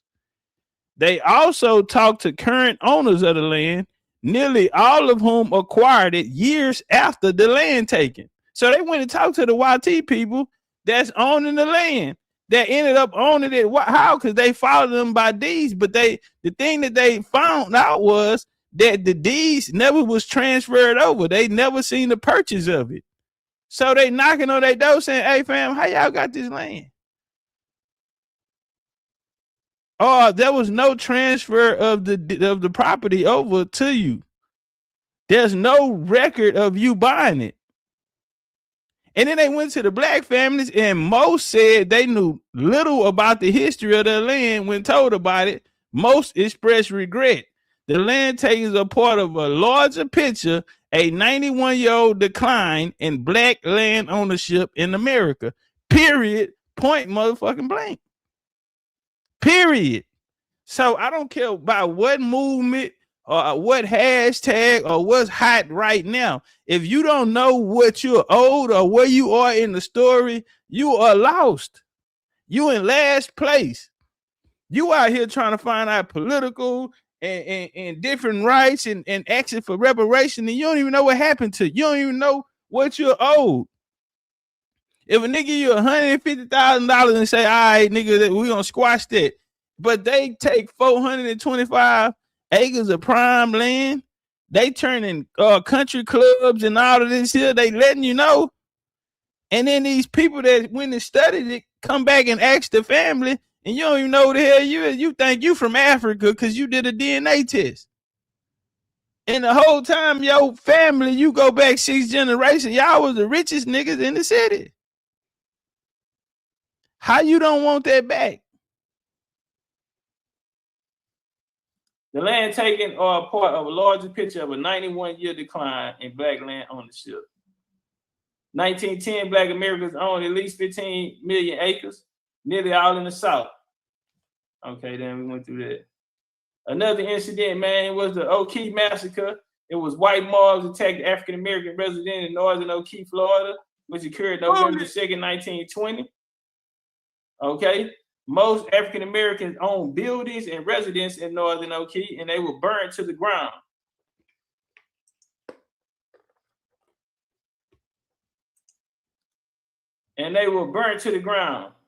Other African-Americans living in southern O'Keefe were later killed or driven out, threat of more violence. Okay?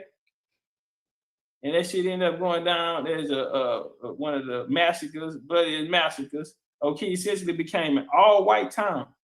The massacre has been then described as the single bloodiest day in modern American political history. Yep. The Red Summer, 1919, marked the culmination of steadily growing tensions surrounding the Great. Shout out to Miss Isis, man. Me and Isis, we got a bill coming for y'all on this topic of the land taking. Shout out to Miss Shan. Me and Shan did an excellent job on it as well. Yeah, we're gonna come back and do a good bill. So y'all be looking out for that. Migration of African Americans in the rural South to cities, the North and South took place during World War I.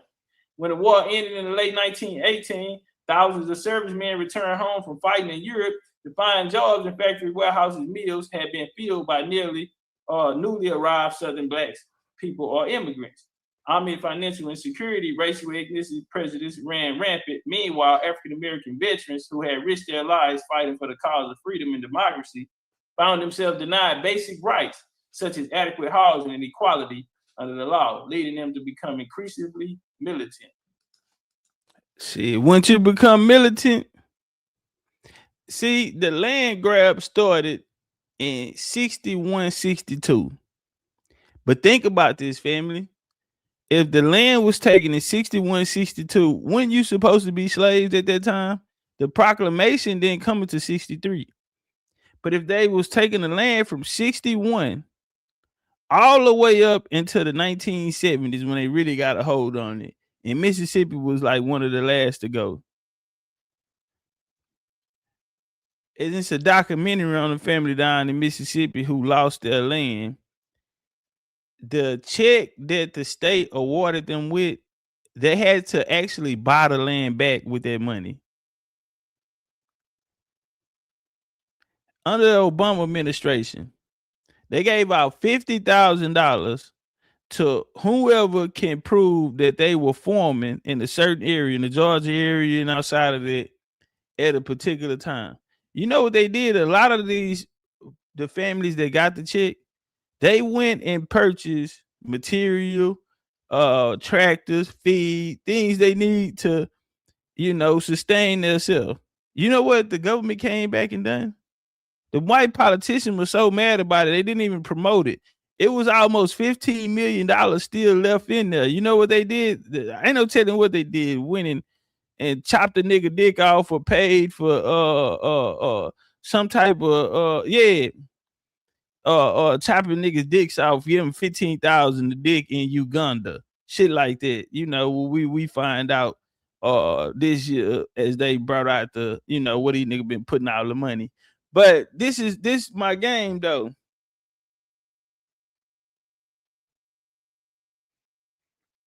From 61, think about it. 1912, they tried in Fort Said, Georgia. They ran every nigga out of the town. there's a documentary on YouTube about that.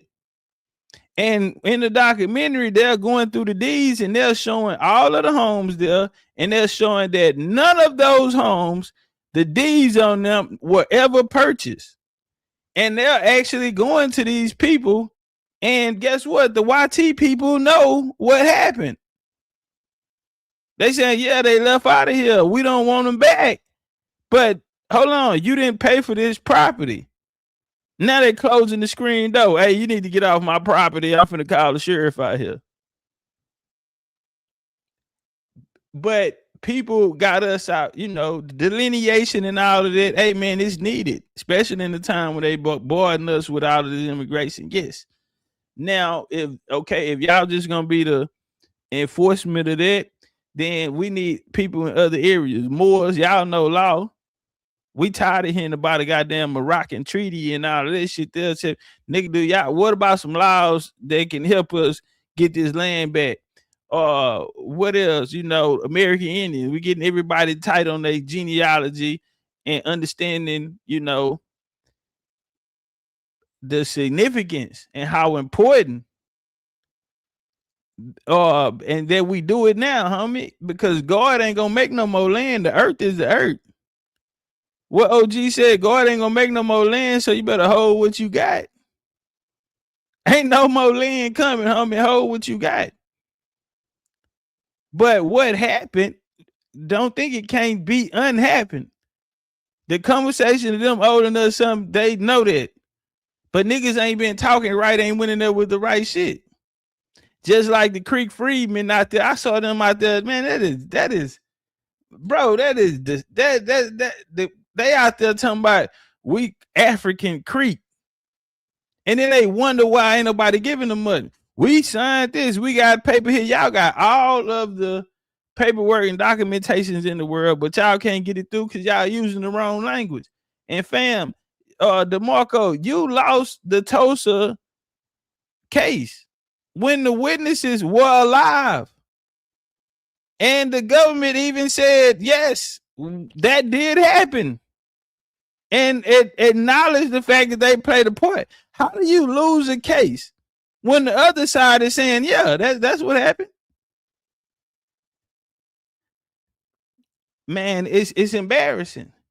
So a couple months ago, when the Creek Freedmen has won their citizenship and all of that, and then the fake Creeks come in and throw a loophole and say, hold on, let's talk about this. So what you saying? You can't get around that? They smarter than you?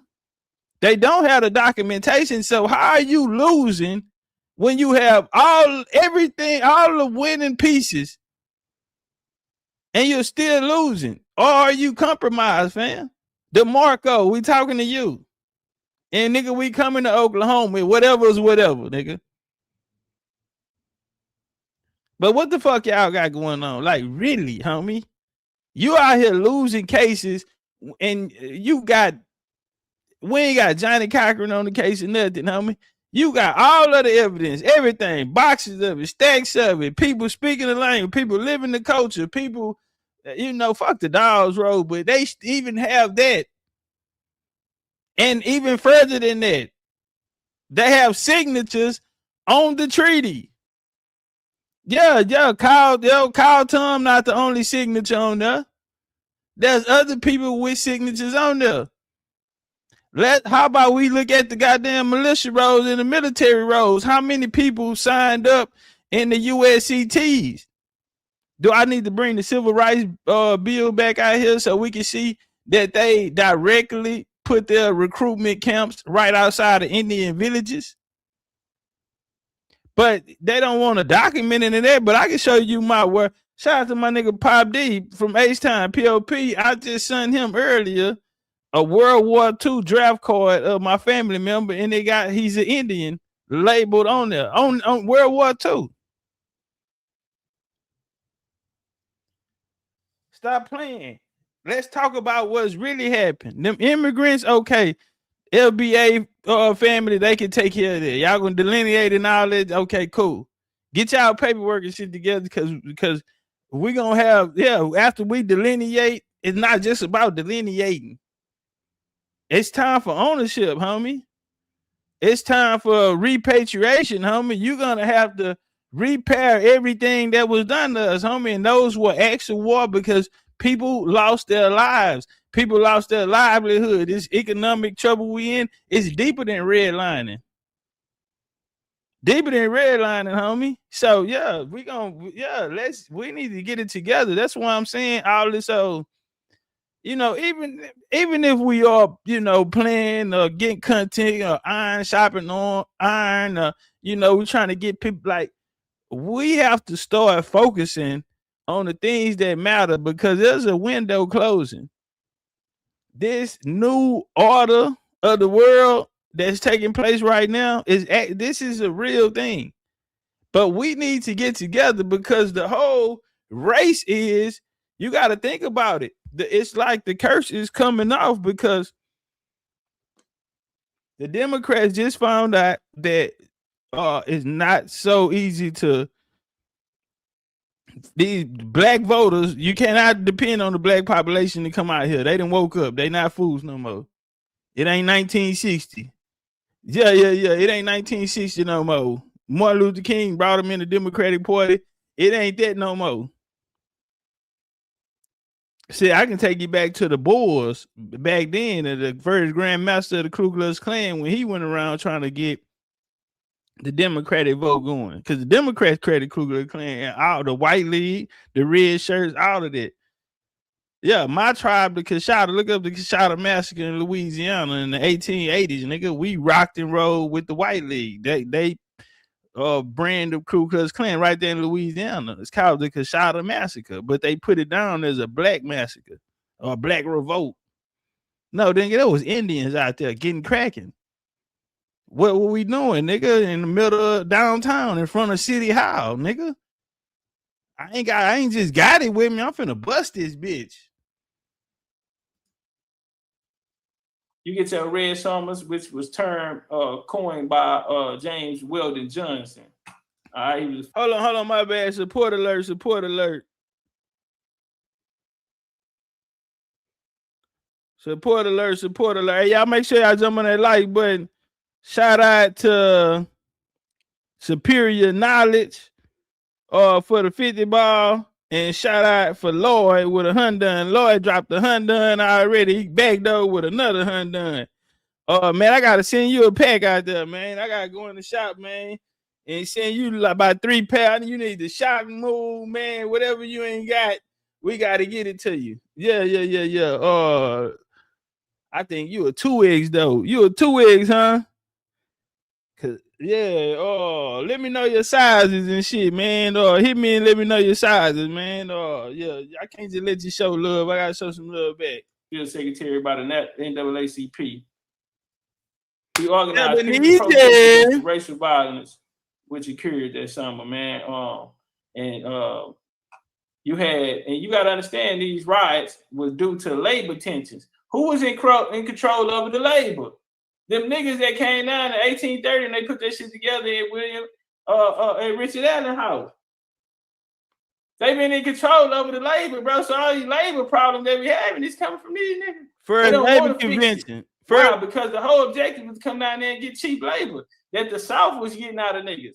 They switch places, don't fuck with them niggas, fuck with me, and they end up migrating them people into a burning building. It's the same game.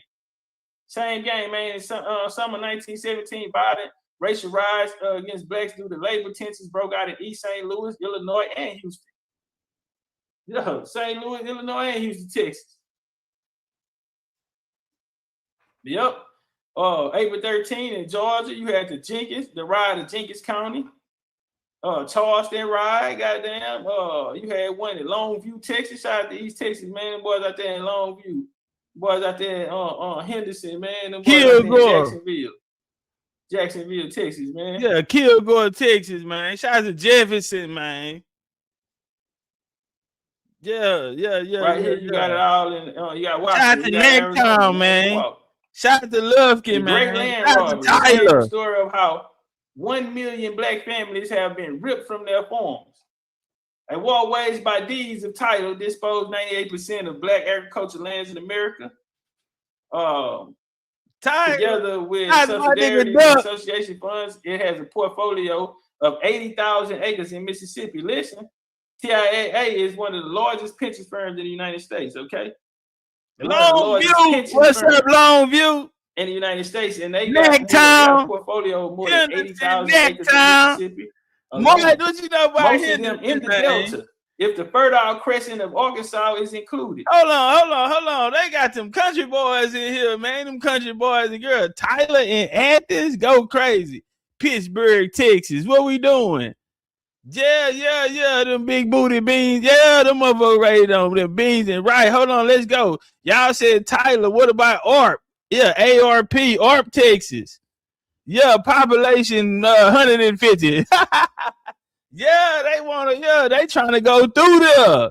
Yeah, that's them real Texas there. That's them real Texas right there, man.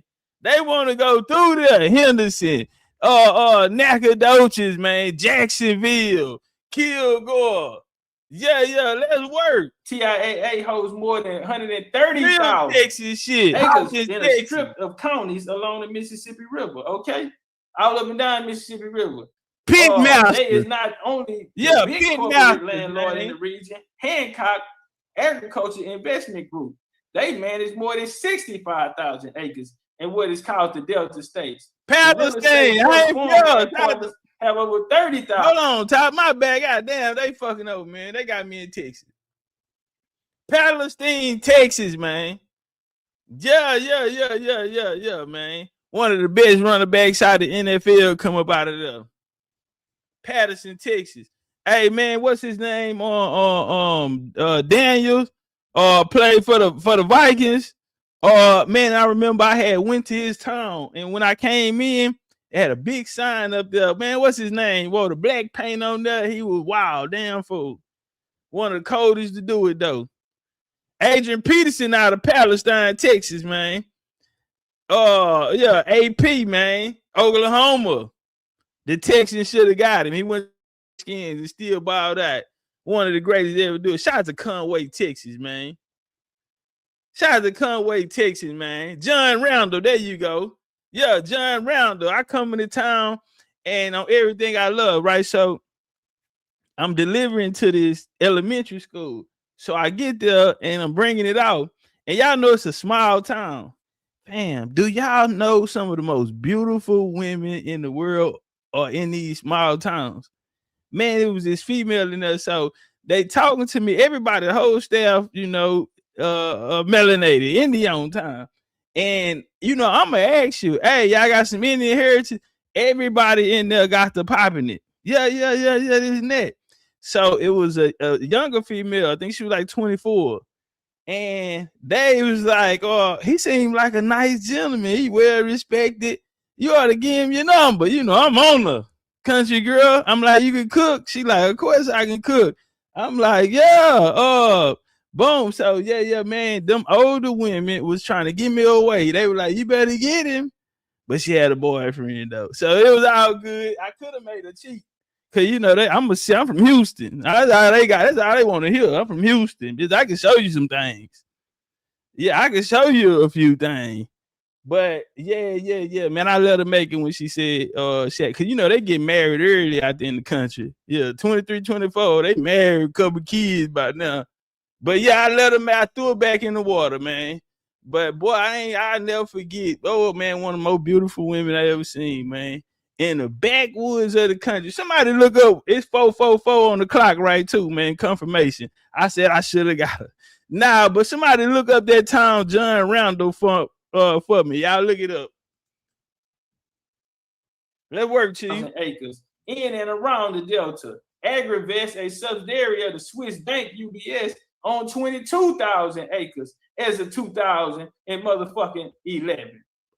These big companies, they out there, they got all the land. Who really benefited from it? Gonzales, Texas, Goliath. Counterparts, even 2 or 3 generations ago, black people living, working in the Delta today are almost completely uprooted from the soil as property owners, if not as laborers. Washington County, Mississippi. Last February, TIA reported about they bought 50,000 acres more than 200 million. Black people make up 72% of their population, but guess what? They only own 11% of the farmland. Okay, In Tunica County, they acquired plantations from some of the oldest farm-owning white families in the state. Black people make up 77% of the population, but they only own 6% of the farmland. Okay, check.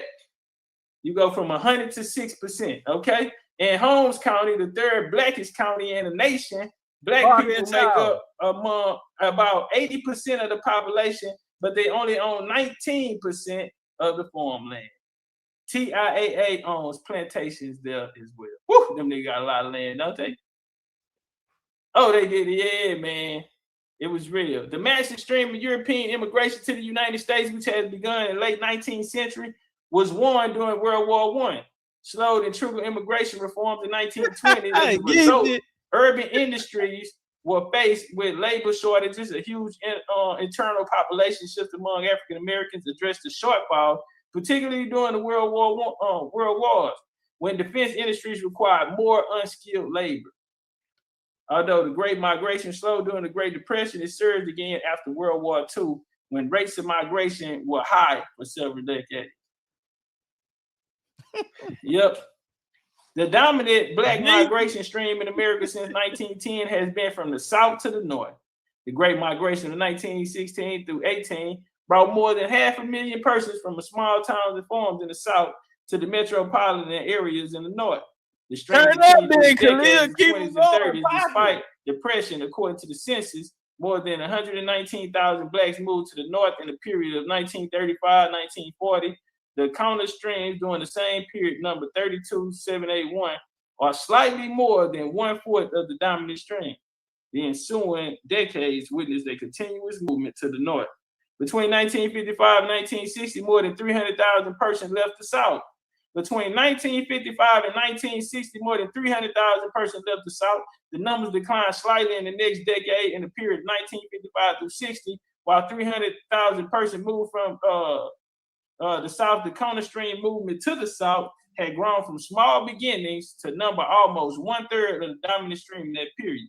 Nearly 100,000 blacks moved to the South during that period. In the decade of the 60s, a little over 284,000 blacks left the South, while about 126,000 persons moved to the South. Even with the increase of the North to the South stream, the relative size of the counter stream experienced substantial growth. From the 1965 through 70 period, the counter stream was nearly half the size of the dominant stream, reaching trends in Southern economic expansion, the civil rights movement of the 60s, and resulting decrease in decriminalization in the labor market, led students of migration to expect steady and gradual growth in the size of the counter stream. What was not expected so early in the decade was dramatic reversal in historical dominant northern stream. However, the data in 1973 current population survey, socioeconomic statuses administration revealed tremendous upsurge in the volume of the counter stream between 1970 and 73. 117,000 blacks left the South, while nearly 200,000 left the North for Southern destination. Considering all South region, the CPS shows that 166,000 persons left the South, while 247,000 moved from the West and the North to the South. And all of them. Hey man, that boy dropping them balls. Say that young nigga when he got them numbers. Take you through there, and they still going in the chat. Hearn, Texas. Yeah, shout out to Buffalo. Moy said, I just picked up some hot links out of Pittsburgh, Texas. Man, Palestine got that good meat out there too, man. Yeah. We go out there, Bowman with they good Buddha and making ass. Yeah. Say turn up, man. Shout out to Kirbyville, man. Shout out to yeah, man. We could go on and on with the East Texas shit, man. What more say? East Texas ain't nothing but Indian territory, man. And Arkansas was one of our greatest allies. Tennessee, even. You know, we had the plug from Texas coming out of Houston area up into Kansas, homie. We ran all the beef down there through the Trism Trail. All of that came from us. So Kansas City be out here talking about they barbecue and all that. But where you get the meat from, nigga? You got the meat from down here. And yeah, like I said earlier, we the pit masters.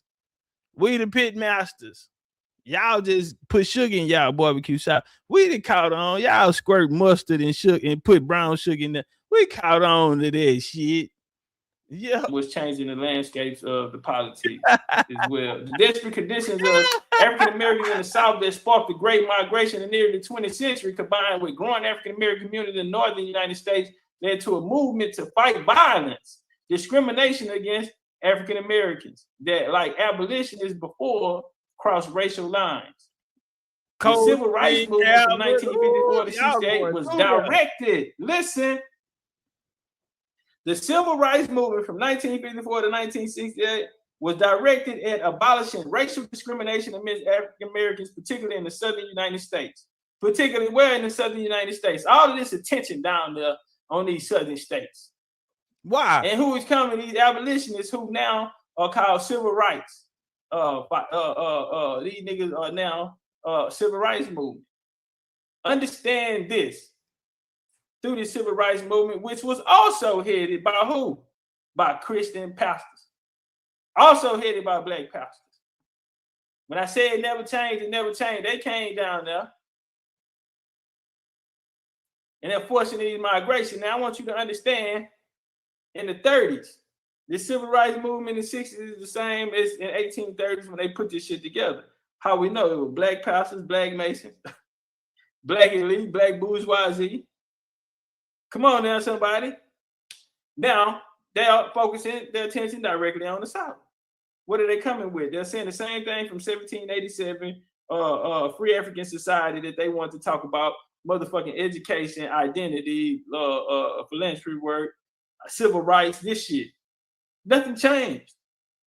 Come back, and then they nigga put this shit together as far as the labor. They also moved the people out of these areas and displaced them in other areas. They are moving them around as pawns on the chessboard wherever it fits them for as it's labor, if it's for political reasons. You gotta understand how these people are handling these niggas, bro. Handling this body politic.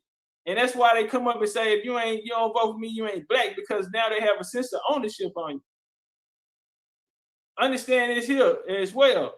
It would have been no civil rights movement if it wasn't for these people causing this situation. Check. They caused this. They asked for the separation. They separated from them white people. They told people to go to Africa. We couldn't live amongst these white folks, but they never left. They lived next door to the white boy. But they said we can't live here with them. Understand this? They always used the church and brought it down there. This whole civil rights movement that niggas talking about it, and they saying, oh, that nigga was keeping fighting for black folks' rights in this here. No, nigga, they were sitting in the rooms creating these situations. Okay, these Protestant pastors, Baptist pastors, were sitting with a Baptist, Protestant, Ku Klux Klan buddies in the lodges. And some of your greatest Pan-Africans did the same. And some of your greatest Pan-Africans, goddamn me, did the same.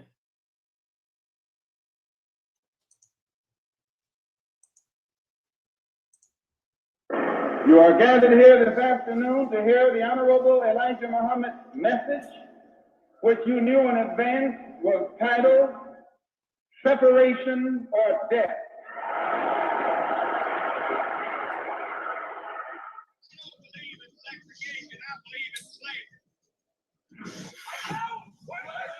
And the suffering forced upon us by white America justifies our demand for a complete separation in a state or a territory of our own. African American soldiers had returned home from the Great War, to a country still teeming. Hey, y'all, get the likes up, get the likes up, get the likes up. With discrimination. And in their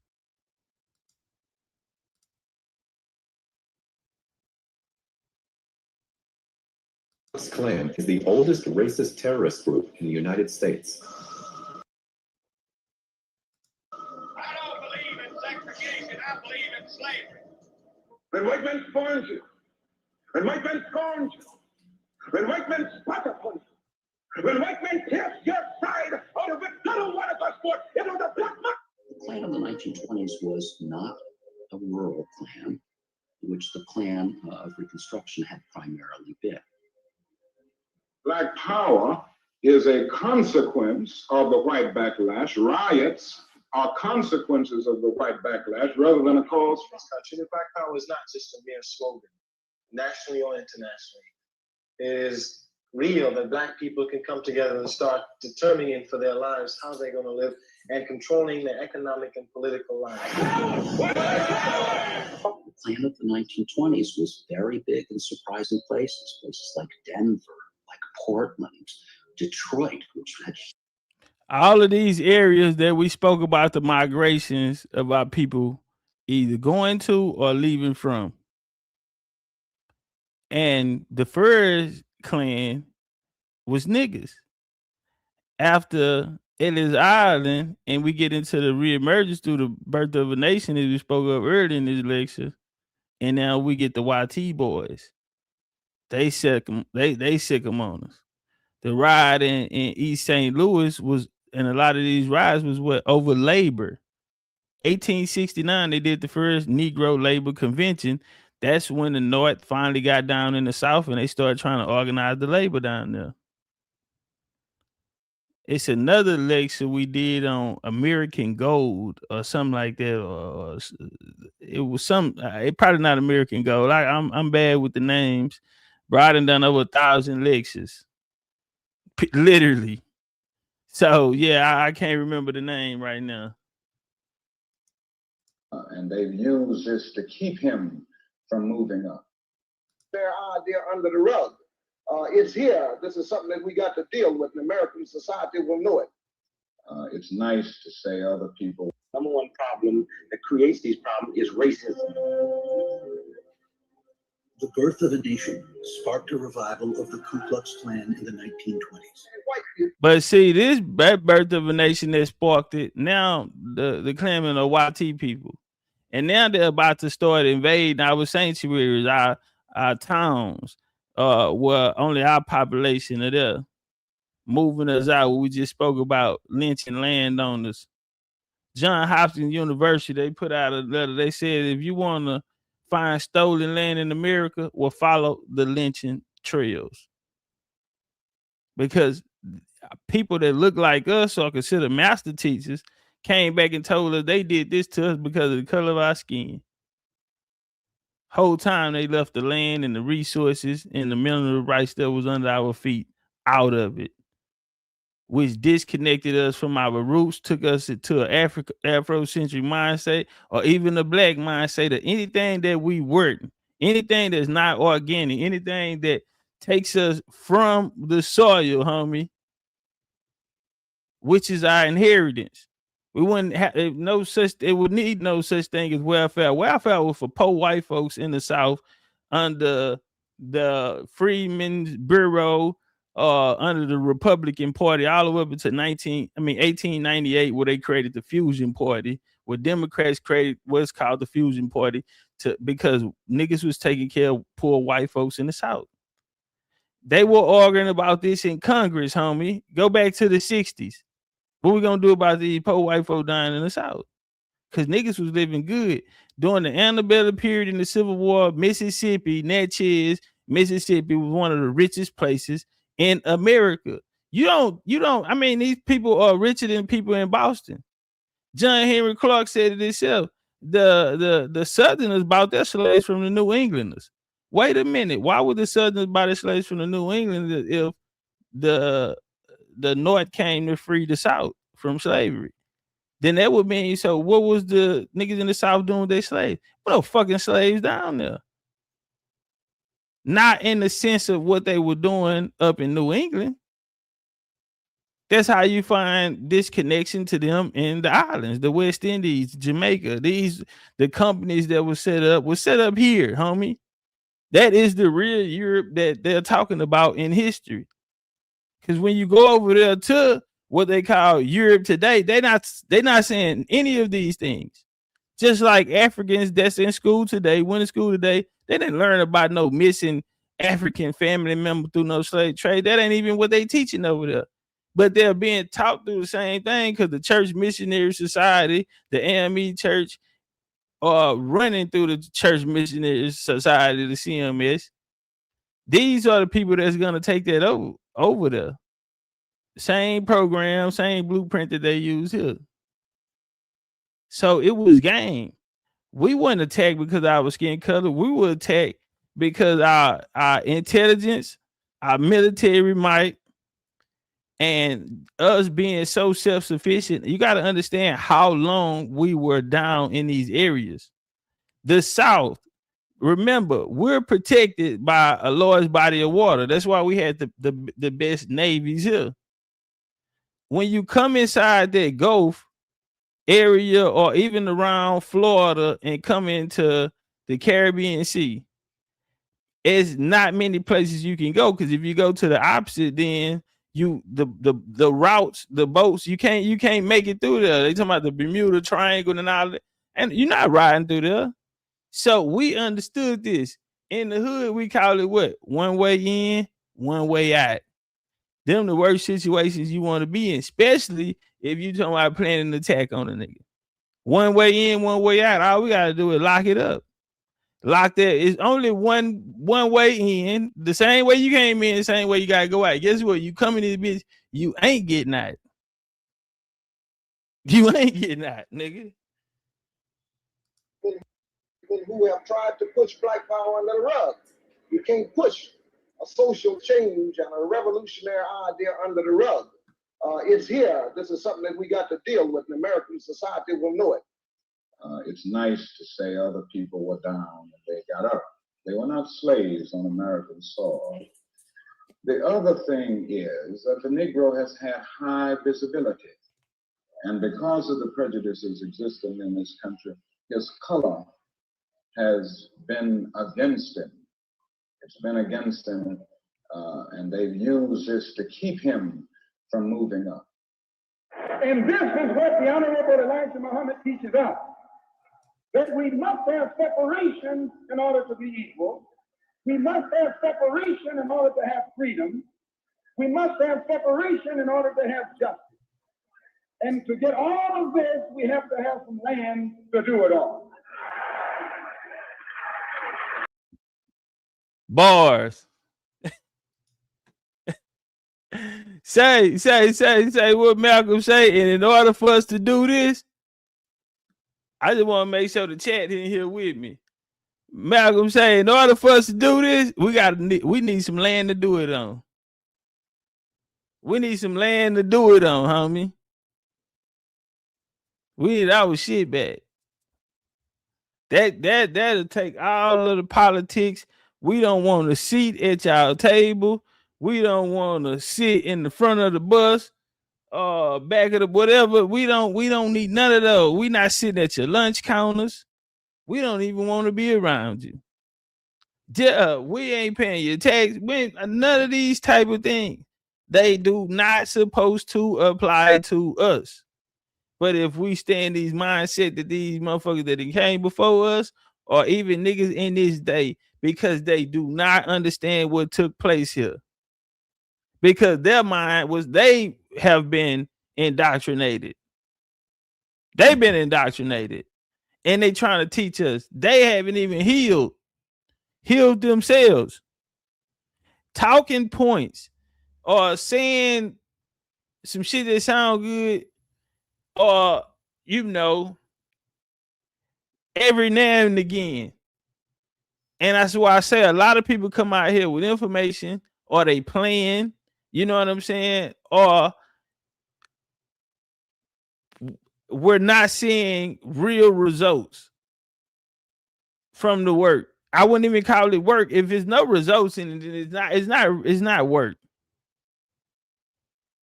And how many years do you think we had to do it? I've been pushing, man, bro. This shit was from 2021. It's 2026, so probably people heard me this time. But I did this shit in 2021. It is 2026. Maybe somebody heard me this time. So all the back and forth, all the debating, all of who the smartest and all of this here. No, homie. We need to organize. We got political prisoners sitting in ADX right now, underground, because they were fighting for something that niggas won't even stand up for today. And so the people that come in this day and grab a microphone, why shouldn't we expect the same fate? And why shouldn't we expect the same disloyalty that the niggas that came before us did? What y'all gonna have us underground in that bitch? Free the old man Larry Hoover, free Jeff Ford, all of the real ones. Bring them home. All of the political, man, I got a tape right now. My grandma was speaking about this guy used to come down to Texas Southern University, HBCU down in Houston in the 60s, named Leotis. Leotis, he probably passed now. If not, he's still a political prisoner. Guess what he went to jail for? A joint. And he didn't even smoke. The brother didn't smoke. They put a joint on him. And this man spent the rest of his life. These political prisoners, niggas just get up and go on about their lives. Or they go on to the next nigga who out here cosplaying or in the way. You feel me? Because many are called, homie, few are chosen. Everybody that's doing this is not doing it for the same reason, homie. Niggas can be astronauts, niggas can be engineers, other things you were really called to do, homie. But you weren't called to come pick up this microphone, homie, and move the people, especially into a back in their organic place, man, in their rightful place, attach them back to their roots. I know nobody needed a guard, nobody needed a master teacher, or no nigga who want to sit on the throne and I brought liberation to my people. Family, send them home. Attach them back to their roots, homie, and let the creator do his job. Because when you're in your natural habitat and your natural place, homie, you're standing in your purpose. It's nothing a motherfucker that's here can tell you, because you already made a covenant with the creator before you came. Once you back attached to your roots, homie, you will start to bear fruit. And the generations after that will birthing, people in their right, in their proper place, homie. And now these trees can bear fruit, because right now they're bearing no fruit. It's incredible to look up and see the same game being played, the same game being ran, not only from the opposition side, but from the side that we're on. We ain't scored a damn touchdown. We ain't scored a point. We ain't won a game. We ain't made it to the playoffs. Poor leadership. Niggas out here for different reasons. People out here that don't supposed to be out here. And a lot of the people that's supposed to be out here ain't said shit yet. And I already told y'all ain't got to read all of these books. I didn't read them all, and I can tell you right now, what we looking for ain't in them. Everything that you need, homie, you came to this earth with it. That's how good your God is. Your creator, homie. So get in tune, because your Wi-Fi off, nigga. You on the wrong channel. These niggas out here talking about they raising your vibration and your chakras and opening up your pineal gland, and these niggas don't even know where they at in the story. They couldn't even tell you their third great grandma name. Stop playing, homie. I'm square business about this. That's why I say we shouldn't be out here, playing or taking any steps backwards. Everything ought to be forward, because progress, we need results, homie. And that's the only thing gonna matter. You feel me? If we ain't putting points on the board, then nigga, we need to, what are we suited up for? What are we showing up for? It's some motherfucking points on the board. Take care of your motherfucking business, nigga. Hold the line, hold your end. You don't need nobody tipping over there trying to help you out. All this other shit, this black and these groups and these hashtags, all so we can be all one. Nah, homie, everybody gonna be strong individually, homie. We ain't gotta be out here saying, oh, we're not gonna name a leader because they knock them out, they mess up the system and all that. Right now, the US have took out 3 of the top tier levels whoever's gonna lead in that little skirmish they got going on right now. And you know what? Them people ain't broke because they set up, they shit was so structured. No, it's not one. But if everyone individually strong and everyone standing in their true purpose, homie, then you can't just take one. Nigga, and if one fight, we all fight. That's the Indian shit that I know. That's what I know. That's where I come from. That's how I grew up. One fight, we all fight. You feel me? And long as, you know, we steady listening to these messages that got us, you know, so far away from what's gonna help. Because what we just went through today, even though I done broke this shit down 5 years ago, you niggas today don't even understand it, never knew none of this. It's crazy work. Shout out to First Class. Shout out to Needy. Twinkle Toes in the super chat. Hey man, it's my motherfucking time. I love y'all. We gone. Try to deny.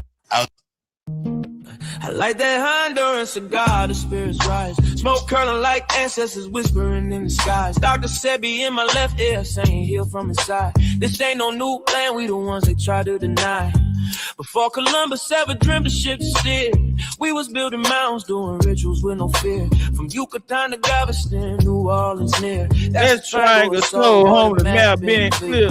Second lines ain't but raised as ancestral rights. Town of region first under full moonlight. We ain't immigrant now, we the original Indians. Built pyramids and bone flutes before Rome. That word. Top cat said it loud. Stop begging for permission. Our culture ain't missing. It's just deep in tradition. We ain't African cause they told us we remember the mission. The land speaks Creole, so food and intuition. Let's go. We been here through the blood and the drum, through the elders, the chants and the kiss of the sun. Smoke rise from the leaves, yeah, we talk to the sky and the ancestors rhythm, we never die. Get what? We been here. Oh yeah, we been here. Way before they wrote their lives. We still live. It's our home, not a place we disappear. Jaheim singing true through the pain and the tears. Granny sat me down, roll something slow. So when you puff your thing, let the cowboy know. I ain't here the jungle. It's here to flow, spit stories that the textbook still scared to show. Shit guided like a torch from ancient rights. Aromas like prayers to the Orishas at night. New Orleans ain't the tourist tale, it's dark divine. With a jazz horn, been time and the spirits align. Get what? Forget Columbus, we was dancing in stars. Trade, dripping culture and bars. Guns talking, spirits moving. Look close, the past ain't only there behind them stars.